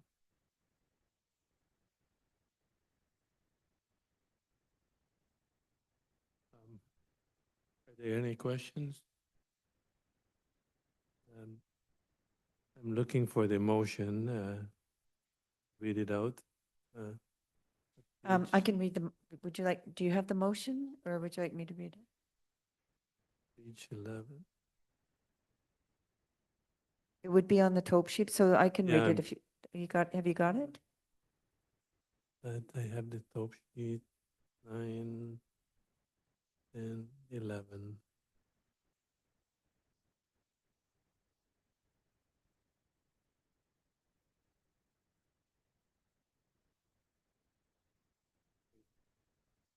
The motion reads that the Administration and Finance Committee recommend to the Board of Trustees that policy 0005, Uh, trust- Yeah, sorry, you're correct. trustee honoraria and expenses be approved and adopted as amended. Moved by trustee Del Rosario. Everyone in favor? Opposed? Carried. Go next to F3. Through the chair, what's before trustees is some suggested revisions to policy 0007 student trustees as referenced. It made sense to ensure that everything in regards to student trustees was contained in this policy, so we had removed whatever was relevant out of policy 0005 and put this in 007. Again, some stylistic changes have been made to this policy. And then a substantive, not a substantive change, but some changes to the gap associated with it, which would have been gap 003. And in particular, it had to do with the kinds of resources that they may need in order to do their job, that would be decided on an annual basis through the Director of Education. And I'm prepared to take any questions on that policy and gap change. So in particular, if you look at Article 15 in the gap, access to DPCDS resources, the change to that is that the student trustee may be provided with access to technology to fulfill their respective roles only if available, advisable, and determined necessary by the Director of Education. And then it goes on to talk about access to professional development and conferences. And again, that shall be determined by the Director of Education in consultation with the Chair of the Board of Trustees. And I'm prepared to take any questions on that change. Are there any questions? Okay. Oh, Daryl? Oh, trustee D'Souza. Thank you, Mr. Chairman. I just wanted to check in the current process. What are the resources that the board provides student trustees? Student trustees are provided with a laptop and a smartphone. Okay. What about printer or anything else? Through the chair, no. Okay. So going forward, we're looking at the director will decide what's required and not required by student trustees. Through the chair, that's correct. Perfect. All right. Sounds good. Thank you, Mr. Chairman. Thank you, Madam Director. Okay. Are you ready for it? Okay. Let me read the motion. That the Administration and Finance Committee recommend to the Board of Trustees that policy 0007, student trustees, be approved and adopted as amended. Moved by trustee Thomas. All in favor? Opposed? Carried. Move on to, there's none in item G, or we're down to questions asked by trustees. Any questions? No questions. There are no declared interest items, so we're ready to go in camera. We need a motion to go in camera. Moved by Trustee Corbat. Everyone in favor? Opposed? Carried. Through the chair, I just want to note that this evening is student trustee Bailey Klein's last meeting with us. She will not be able to be with us at the board meeting because she's actually going to be in Ottawa accepting the award that she recently had bestowed upon her. And so I want to take this opportunity to wish student trustee Bailey Klein all the best in her post-secondary endeavors and to thank her for her contribution at this board table.